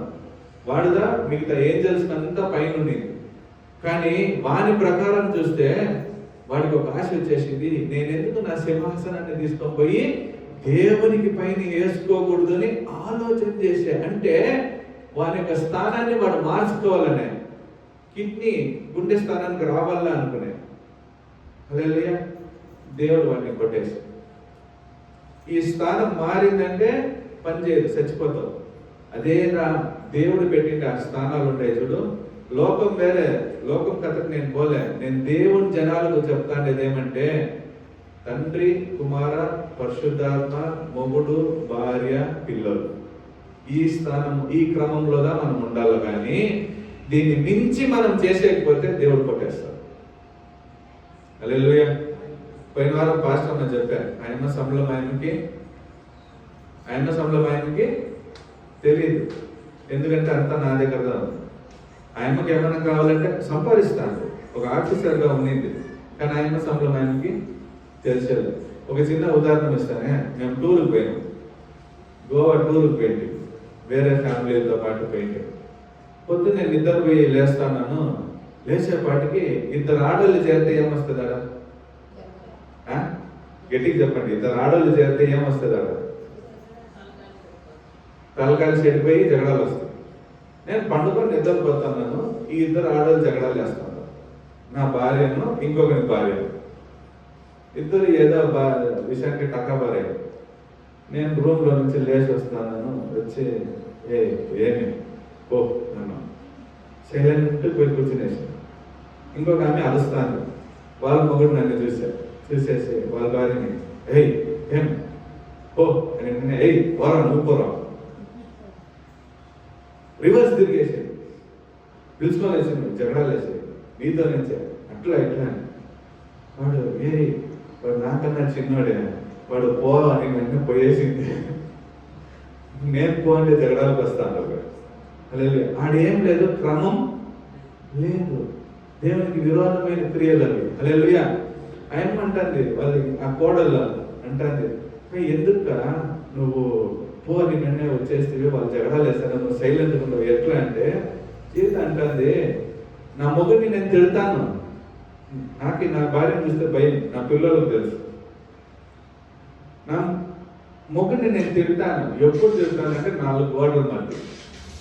బయటికి వచ్చేస్తే ఆయనకి ఇవ్వాల్సిన మర్యాద ఆయనకి ఇవ్వాలి. హల్లెలూయా.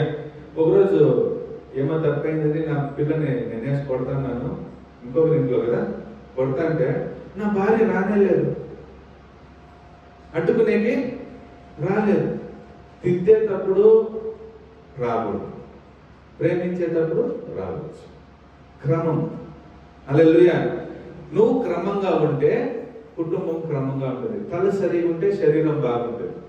Praise Lord. ఈ తల కరెక్ట్గా యోచన చేయాలి. ఇంచేపటికి పండుకోవాలా, ఇంచేపటికి లేయాలా, ఇంచేపటికి తినాలా, ఇంచేపటికి ఆడుకోవాలా, ఎక్సర్సైజ్ చేయాలా, చదువుకోవాలా, ఇవన్నీ యోచన చేసేదే. ఇది కరెక్ట్గా పనిచేసిందంటే ఇది బాగుంటుంది. సో యేసు ప్రభు కరెక్ట్గా పనిచేస్తే, యోచన చేస్తే దాన్ని కరెక్ట్గా జరిగి. ఇప్పుడు చూడండి, ఈ 2 చేతులు ఉంది, తల చెప్తాంది రైట్ తీసుకో అని. కార్ డ్రైవ్ చేసేటప్పుడు తల చెప్తాంది రైట్ తీసుకో అంటే, ఈ రైట్ వచ్చి ఇటు తిప్పుతాంది, లెఫ్ట్ లేదు, నేను ఈ పక్క దాకా తిప్పుతానంటే ఏమవుతుంది? యాక్సిడెంట్ అవుతుంది. అదే మాదిరిగా క్రీస్తు చెప్తున్నాడు, ఈ సభని ఇట్లా నడిపి అని నా దగ్గర చెప్తున్నాడు. నేను ఇట్లా నడిపిస్తాను, లేదు నేను ఇట్లా పోతానంటే ఈ సభ పెరుగుతుందే? పెరిగేది. ఒక డిసిప్లిన్ ఒక సభకి ఉండాలి. దేవుడు ఇచ్చిన డిసిప్లిన్ లో మనము ఉండాలి. హల్లెలూయా. సో ఫస్ట్ మనము దేవుడిని సన్మానించాలా, రెండోది లోబడేతనము ఉండాలి. హల్లెలూయా. మూడోది గలాతీయులు 5వ అధ్యాయం 22-23. దీంట్లో ఏమంటానంటే, దేవుడు మన ఆత్మకి కొన్ని ఫలాలు ఇచ్చింటాడు. ఆ ఫలాల మీద మనం ధ్యానము పెట్టాలా. హల్లెలూయా. ఏమేమి ఫలాలు ఇచ్చింటాడు చదవండి. ಆದರೆ ದೇವರ ಆತ್ಮನಿಂದ ಉಂಟಾಗುವ ಫಲವೇನೆಂದರೆ ಪ್ರೀತಿ, ಸಂತೋಷ, ఒక్కొక్కటి. ప్రేమ. హల్లెలూయా. మీకు నా గురించి తెలుసు, నేను ఒక సబ్జెక్ట్ తీసుకుంటే ఆ రోజే ముగిస్తానా? ముగించలే, సంవత్సరాలు బతిపోద్ది. ఇప్పుడు నేను ఈ సబ్జెక్ట్ ని ఒక్కొక్కటే ఎత్తుకుంటే మీరు ఇంక ఏడవలసిందే. ನಾನು ಒಂದು ಪ್ರಸಂಗ 1 ದಿವಸ ಮುಗಿಯಲ್ಲ, 4 ವಾರ 5 ವಾರ ಹೋಗುತ್ತೆ. హల్లెలూయా. సో ఇప్పుడు నేను ప్రేమ నేర్చుకుంటే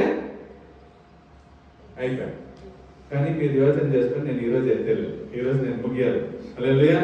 సో ఫస్ట్ దేవుడు అంటున్నాడు, మీరు డిసిప్లిన్ గా ఉండాలంటే కుటుంబంలో ఏముండాలా?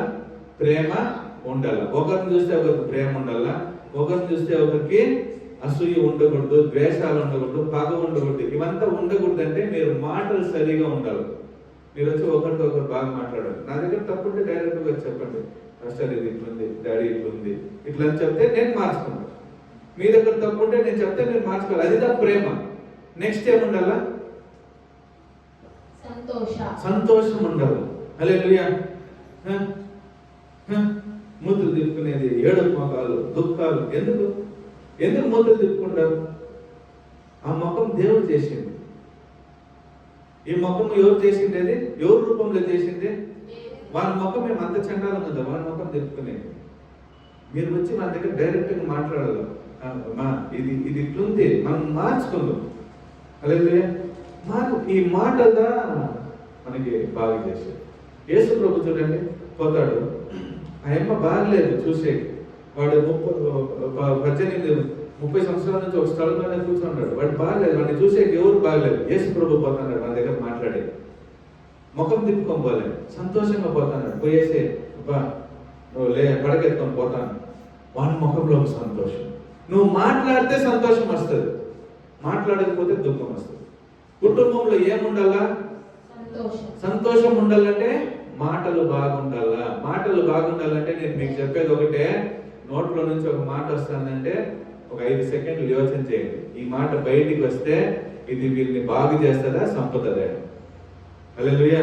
యోచన చేసి మాట్లాడండి. ఫిల్టర్ చేయాలి మన మాటలు. నోటికి వచ్చిందంతా మాట్లాడేది కాదు, ఫిల్టర్ చేయాలి. హల్లెలూయా. నెక్స్ట్ సమాధానం ఉండాలి. ఈ 2 ప్రేమ, సంతోషం అంటే సమాధానము వచ్చే వస్తుంది. అది దేవుడు ఇచ్చే సమాధానం అంటాడు. దేవుడు అంటున్నాడు, నేను లోకం ఇచ్చే సమాధానం కాదు, నేను నా యొక్క సమాధానం ఇస్తాను. ఎప్పుడు ఈ సమాధానం ఉంటుందంటే నువ్వు దేవుడు ముందర పెట్టినప్పుడు. నెక్స్ట్ దీర్ఘశాంతి. దీర్ఘశాంతి. ఉసిక్కుమంటే కోపం వచ్చేది, ముక్కు మీద కోపం ఉంటుంది, ఏళ్ల దగ్గర కోపం ఉంటుంది, మాట ఎదిగితే కొట్టేది, గుద్దేది, ఇవంతా లేదు. దీర్ఘశాంతి. యోచన చేయాలి, దేంట్లో కొట్టాలా, దేంట్లో కొట్టకూడదు, దేంట్లో తిట్టాలా, దేంట్లో తిట్టకూడదు, దేంట్లో ప్రేమ కలిగిన మాట ఉండాలా, దేంట్లో తిట్టే మాట ఉండాలి, దేంట్లో ఖండియాలా, ఇవంతా యోచన చేయాలి. అది ఎప్పుడు వస్తుందంటే దీర్ఘశాంతం మీలో ఉంటే. ఇవంతా దేవుని, ఇవంతా ఏమి ఒట్టి మాటలు కాదు, ఇవంతా ఫలాలు, ఆత్మ ఫలాలు, ఫ్రూట్స్ ఆఫ్ స్పిరిట్. ఈ ఆత్మకు కొన్ని ఫలాలు దేవుడు ఇచ్చింటాడు. ఆత్మ వరాలు, మీకు ఒక సీక్రెట్ చెప్తాను చూడండి. ఆత్మ వరాలు ఉంది, ఆత్మకి ఫలాలు ఉంది. ఆత్మ వరాలు అన్ని భాషలు మాట్లాడేది. ఇప్పుడు నేను రబలా ఖదబరా షరబలా ఖదురా నేను మాట్లాడితే ఇంకొకడు నన్ను చూసి కాపీ కొట్టచ్చా లేదా? కాపీ కొట్టచ్చా? నేను మాట్లాడినట్లు వాడు మాట్లాడచ్చా? ఓకే. అట్లా ఆత్మ ఫలాలు, ఆత్మ వరాలు ఉన్నాయి చూడు, దీన్ని పిశాచి కాపీ కొట్టవచ్చు. కానీ ఆత్మ ఫలాలు ఉన్నాయి చూడండి, సమాధానం, నెమ్మది, ప్రేమ, ఇవంతా పిశాచి కాపీ కొట్టేయాలి. ఎందుకంటే అది మన లోపల పుట్టేది. హల్లెలూయా. సో నెక్స్ట్ దయ. వేరే వాళ్ళని చూస్తే దయ చూపించేది. నెక్స్ట్ ఉపకార. దయ ఉంటే నువ్వు వేరే వాళ్ళకి సహాయము చేస్తావు. నెక్స్ట్ నమ్మికే. ఇంకొకరి మీద, కుటుంబస్తుల మీద నమ్మకం పెట్టాలి. పిశాచి అపనమ్మకం తెచ్చేది. పెళ్ళైన కొత్తలో వచ్చి భార్య పైన సందేహం వస్తుంది. అది ఎవరు తెచ్చేదంటే పిశాచి తెచ్చేది. ఆ సందేహంలో మీరు జగడాలు చేస్తూనే ఉంటే కుటుంబం ఏమైతుంది? రెండుగా చీలిపోతుంది. దాన్ని దాటి రావాలా. దేవుడి మీద నమ్మకం వచ్చేటప్పుడు పిశాచి అపనమ్మకాన్ని తీసుకొని వస్తుంది. దాన్ని దాటి రాండి. నమ్మకం. నెక్స్ట్ సాధుతనం. Next English self control. ప్రతి విషయంలో మనకేముండాలి?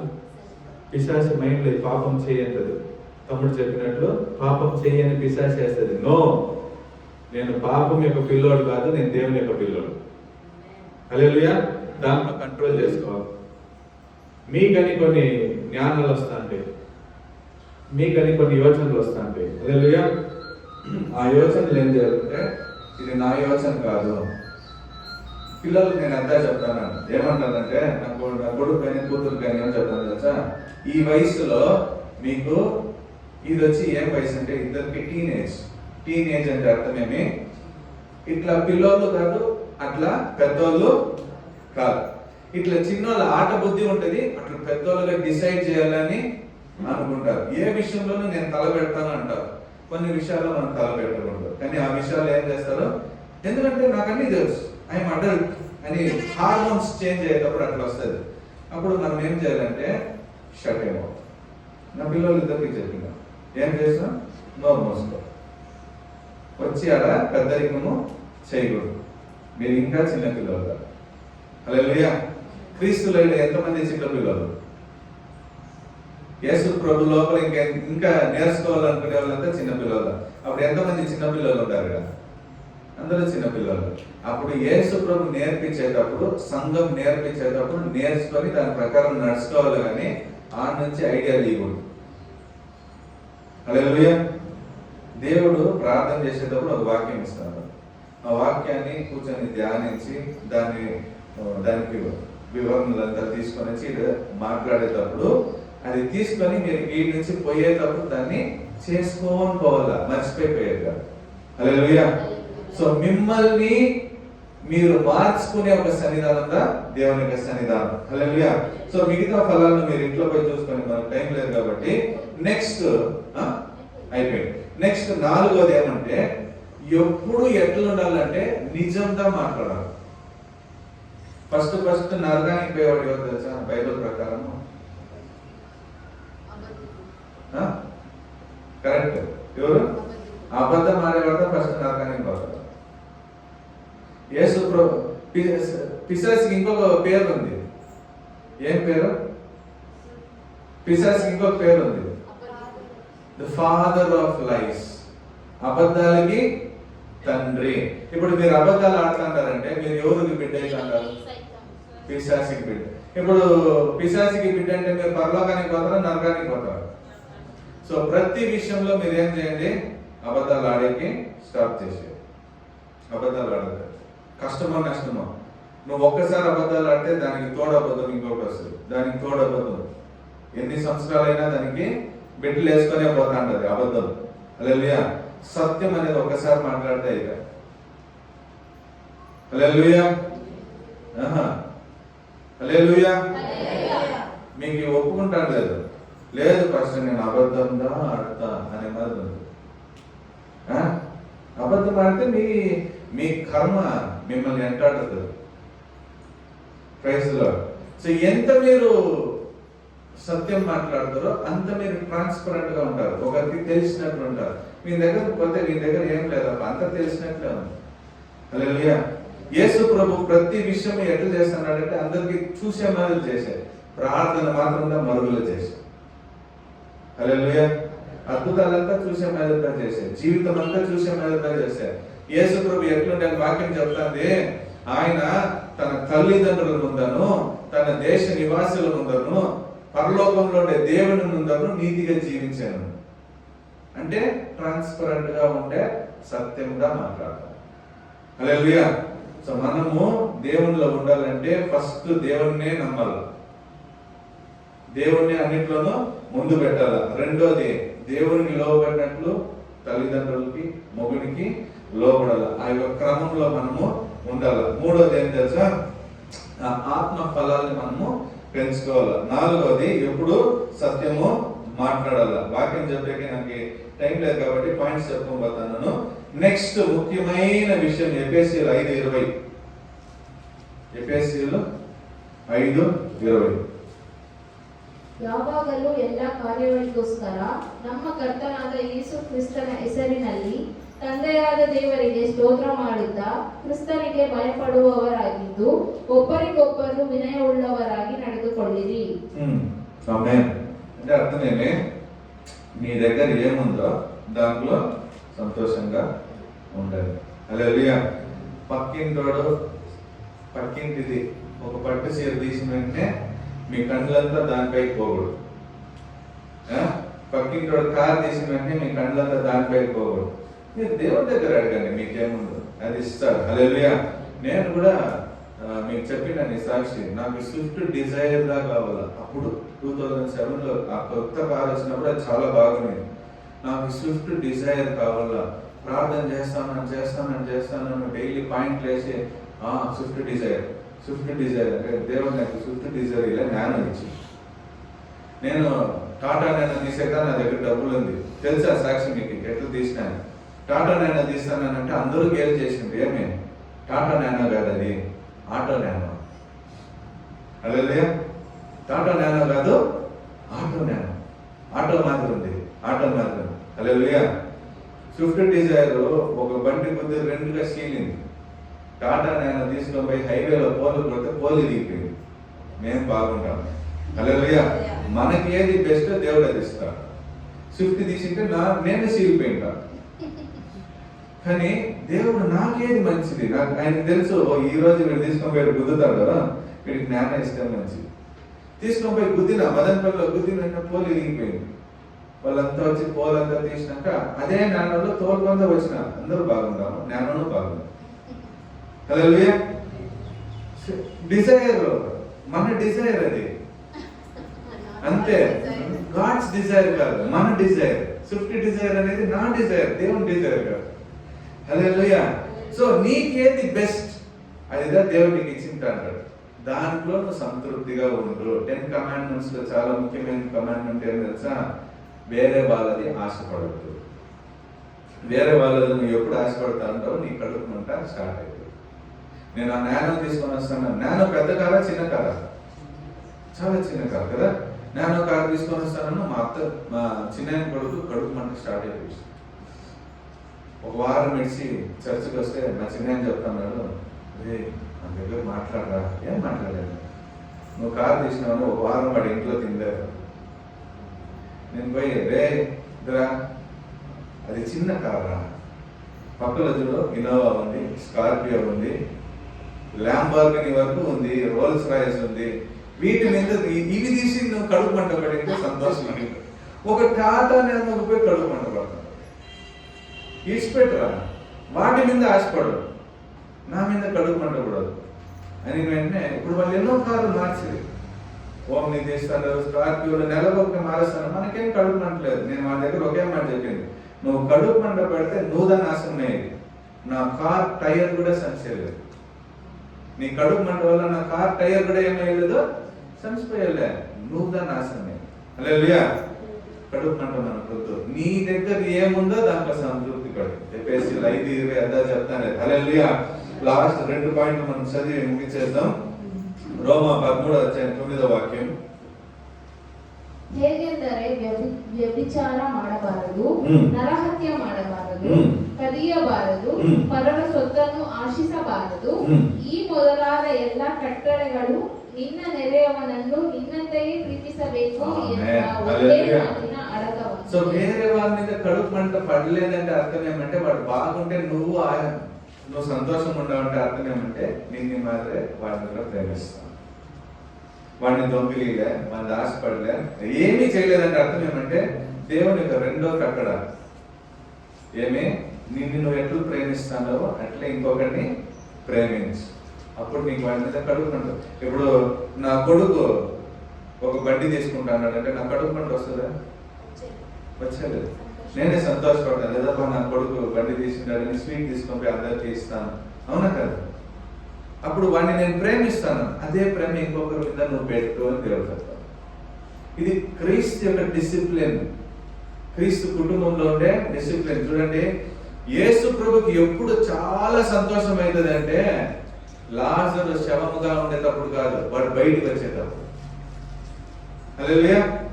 లాజరు శవముగా ఉండేటప్పుడు దేవుడు ఏడ్చాడు. లాజర్కి యేసు ప్రభుకి ఏం సంబంధం లేదు, ఆయన లాజర్ కుటుంబంలో పుట్టలే. కానీ లాజరు శవముగా ఉండేటప్పుడు యేసు ప్రభు ఏడ్చే, యేసు ప్రభు పిలిచిందంటే వాడు బయటకు వచ్చేటప్పుడు యేసు ప్రభుకి సంతోషమే. ఆ అమ్మ వచ్చి యేసు ప్రభు చుంగుని ముట్టేటప్పుడు ఆయమ్మకి యేసు ప్రభుకి ఏం సంబంధం లేదు, కానీ ముట్టి ఆయమ్మ బాగైంది, విశ్వాసం మూలకంగా బాగైంది అనేటప్పుడు సంతోషమే. సో ఇంకొకటి బాగుపడేటప్పుడు నువ్వు సంతోషపడతావు అంటే అప్పుడు నీ దగ్గర దేవుని యొక్క ఆ కుటుంబం, రక్తం, ఆ ఫ్యామిలీ ట్రీలో బ్లడ్ డిఎన్ఏ అంటారు తెలుసా, అది నీలో ఉంది. హల్లెలూయా. యేసు ప్రభు యొక్క డిఎన్ఏ నా లోపల ఉందంటే ఈ గుణాలు నాలో ఉండాలా. సో నిన్ను నువ్వు ఎట్లా ప్రేమిస్తానో వేరే వాళ్ళని అట్లా ప్రేమించాలి. హల్లెలూయా. చివరిగా లాస్ట్ ప్రసంగి 5:19 చూడండి. దీనికి పోయాక ముందు నేను చదువు చెప్తాను. యేసు ప్రభు ఒక సమరయుడుగా మేలు చేసేలా చూస్తాం. మనం కూడా ఎంతో మంది రోడ్లో ఉంటారు, అన్నం లేకపోకుండా, బట్టలు లేకపోకుండా ఉంటారు. ఇచ్చేకైతే ఇవ్వండి, ఇకపోతే వాళ్ళ కోసం ప్రార్థన చేయండి. హల్లెలూయా. అప్పుడుదా దేవుడు మిమ్మల్ని ఆశీర్వదిస్తారు. ఆ వాక్యం ఎత్తిస్తారు. ప్రసంగి 5:19 ಮತ್ತು ಆತನು ಅವನಿಗೆ ಆಸ್ತಿ ಪಾಸ್ತಿಗಳನ್ನು ದಯಪಾಲಿಸುವುದಲ್ಲದೆ ಅದನ್ನು ಅನುಭವಿಸಿ ಪಾಲಿಗೆ ಬಂದದ್ದನ್ನು ಹೊಂದಿ ತನ್ನ ಪ್ರಯಾಸದಲ್ಲಿ ಸಂತೋಷ ಪಡಲು ಶಕ್ತಿ ಕೊಡುವವನು, ಅವನು ಸುಖವು ದೇವರ ಅನುಗ್ರಹ. ఆమేన్. హల్లెలూయా. ఈ మనకి ఇచ్చిన ఆస్తుపాస్తులు, పొలాలు, ఇంటి దేవుడు ఇదంతా ఎవరు ఇచ్చిన గిఫ్ట్ అని వాక్యం చెప్తాను. దేవుడు ఇచ్చింది. ఇప్పుడు దీన్నంతా కాపాడుకోవాలని వద్దా? ఏ నా కారణంగా మనం జీవించే వాళ్ళగా ఉండకూడదు. మనం ఎట్లా ఉండాలంటే దేవుడు ఇచ్చిన ప్రతి విషయం పైన ధ్యానం పెట్టాలి. అది పెన్సిల్, పెన్ను. పెన్సిల్ సరి లేకపోతే సరి చేయండి, పెన్నికి మూత లేకపోతే మూత వేయండి. ఎందుకంటే ఇవంతా ఎవరు ఇచ్చేది? దేవుడు ఇచ్చేది. ప్రతి విషయం పైన గమనం పెట్టాలి. కేర్లెస్ మనలో ఉండకూడదు. కేర్లెస్నెస్ ఎప్పుడు వస్తుందో సైతాన్ వచ్చేస్తుంది. వాక్యం చెప్తుంది, సోంబేర్లకి నా దగ్గర స్థానము లేదు. అప్పుడు సోంబేర్లు ఎప్పుడైతుందంటే కేర్లెస్నెస్, దాని మీద నిర్విచారణ, దాని మీద విచారణ లేదు. సో మీకని దేవుడు ఏం పెట్టిండాడో నా పిల్లలకు చెప్తాను, ఇంతవరకు కేర్లెస్ గా ఉండాలి. లేచిన వెంటనే బెడ్షీట్లు మర్చేది. ఎంతమంది లేచిన వెంటనే బెడ్షీట్లు మర్చేది? చేతులు. అప్పుడు మీరంతా కేర్లెస్ గా ఉండాలి. అది దేవుడు మీకు ఇచ్చిన పొసెషన్, మీకు ఇచ్చిన గిఫ్ట్, మీరు ఆ పని చేయాలి. హల్లెలూయా. ప్రతి పని మీ పని మీరుగా చేసుకోవాలి. దేవుడు భూమికి వచ్చిండు, ఏ పనైనా శిష్యుల దగ్గర చేపించిండే వాక్యం ఉందే, ఆయన పని ఆయన చేసుకుంటారు. హల్లెలూయా. సేవలకు పోతాన్నాడు, ప్రార్థనలకు పోతాన్నాడు, స్వస్థతకి పోతాన్నాడు. నా కంట్లో నీళ్ళు వచ్చింది. నేను ఇజ్రాయెల్కి పోయినప్పుడు ఆయన అంత పెద్ద కొండ, మేము బస్సులో పోయేది 3 అవర్లు, కానీ ఆయన వచ్చి మరురూపం కొండకి పోయేకి 3 అవర్లు అయింది. ఆయన అంత దూరం నడుచుకొని పోయినాడు. సేవ ఆయనకి ఇచ్చిన పని కేర్లెస్గా లేదు, ఇది నా పని అని చేశాడు. లోకంలో ఉండేంత వరకు, వాళ్ళ తల్లిదండ్రుల దగ్గర ఉండేంత వరకు ఆయన వాళ్ళకి కరెక్ట్గా పనిచేశాడు. కార్పెంటర్ వర్క్ చేసి అన్నీ చేశాడు. ఆయనకి ఇష్టం లేదు ఒక విషయం, ద్రాక్షారసాన్ని నీళ్ళని ద్రాక్షారసంగా మార్చేక ముందు వాళ్ళ తల్లి చెప్తాంది, కొంచెం యేసు ప్రభు ఏం చెప్తాడు అది చెయ్యి అంటే, వాళ్ళ తల్లిని చూసాను, ఇంకా నాకు టైం రాలేదు కదా, ఎందుకు నన్ను డిస్టర్బ్ చేస్తాను, అడుగుతాం కదా లేదా. ఆయనకి ఇష్టం లేదు చేసేకి, కానీ వాళ్ళ తల్లి చెప్పింది చేసింది. హల్లెలూయా. మనకు కొన్ని విషయాలు ఇష్టం లేదు ఇంట్లో చేసేకి, ఎప్పుడు చూసినా నన్నే పని చెప్తాను, ఎప్పుడు చూసినా నన్నే ఇదే నేను నయనం కూడా తిట్టినా కదా, లేదు అది నీ పని, నువ్వు చెయ్యాలి. నా దగ్గర కంప్లైంట్ చేశావు, నువ్వు చెయ్యాలి. సుమిత్రకు చెప్పినా నువ్వుదా ఈ పని చేయాలి, చెప్పినా లేదు.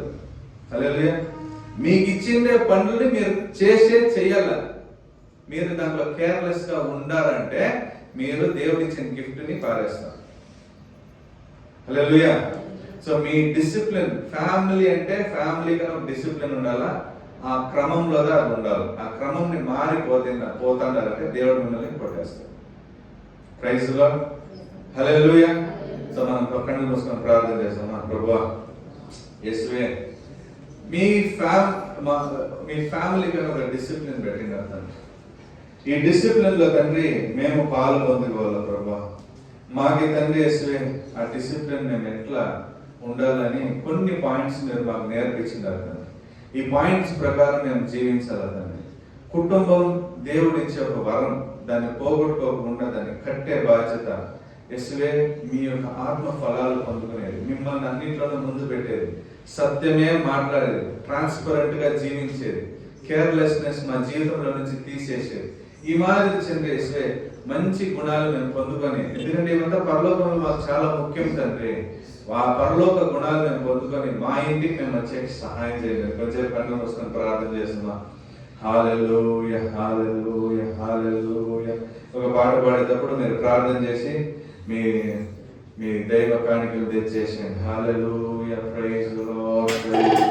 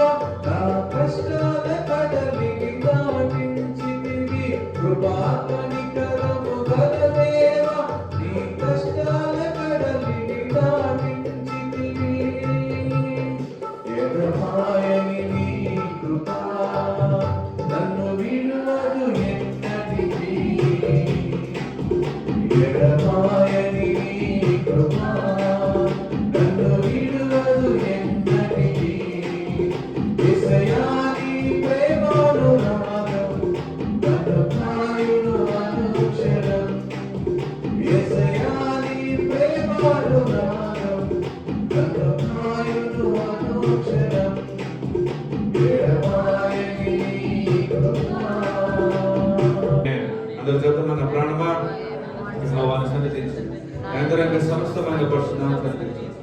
ప్రాణమా యెహోవాను సన్నిధించు, ఆయన చేసిన ఉపకారంలో దేని మరో. ఆమేన్. హల్లెలూయా, హల్లెలూయా.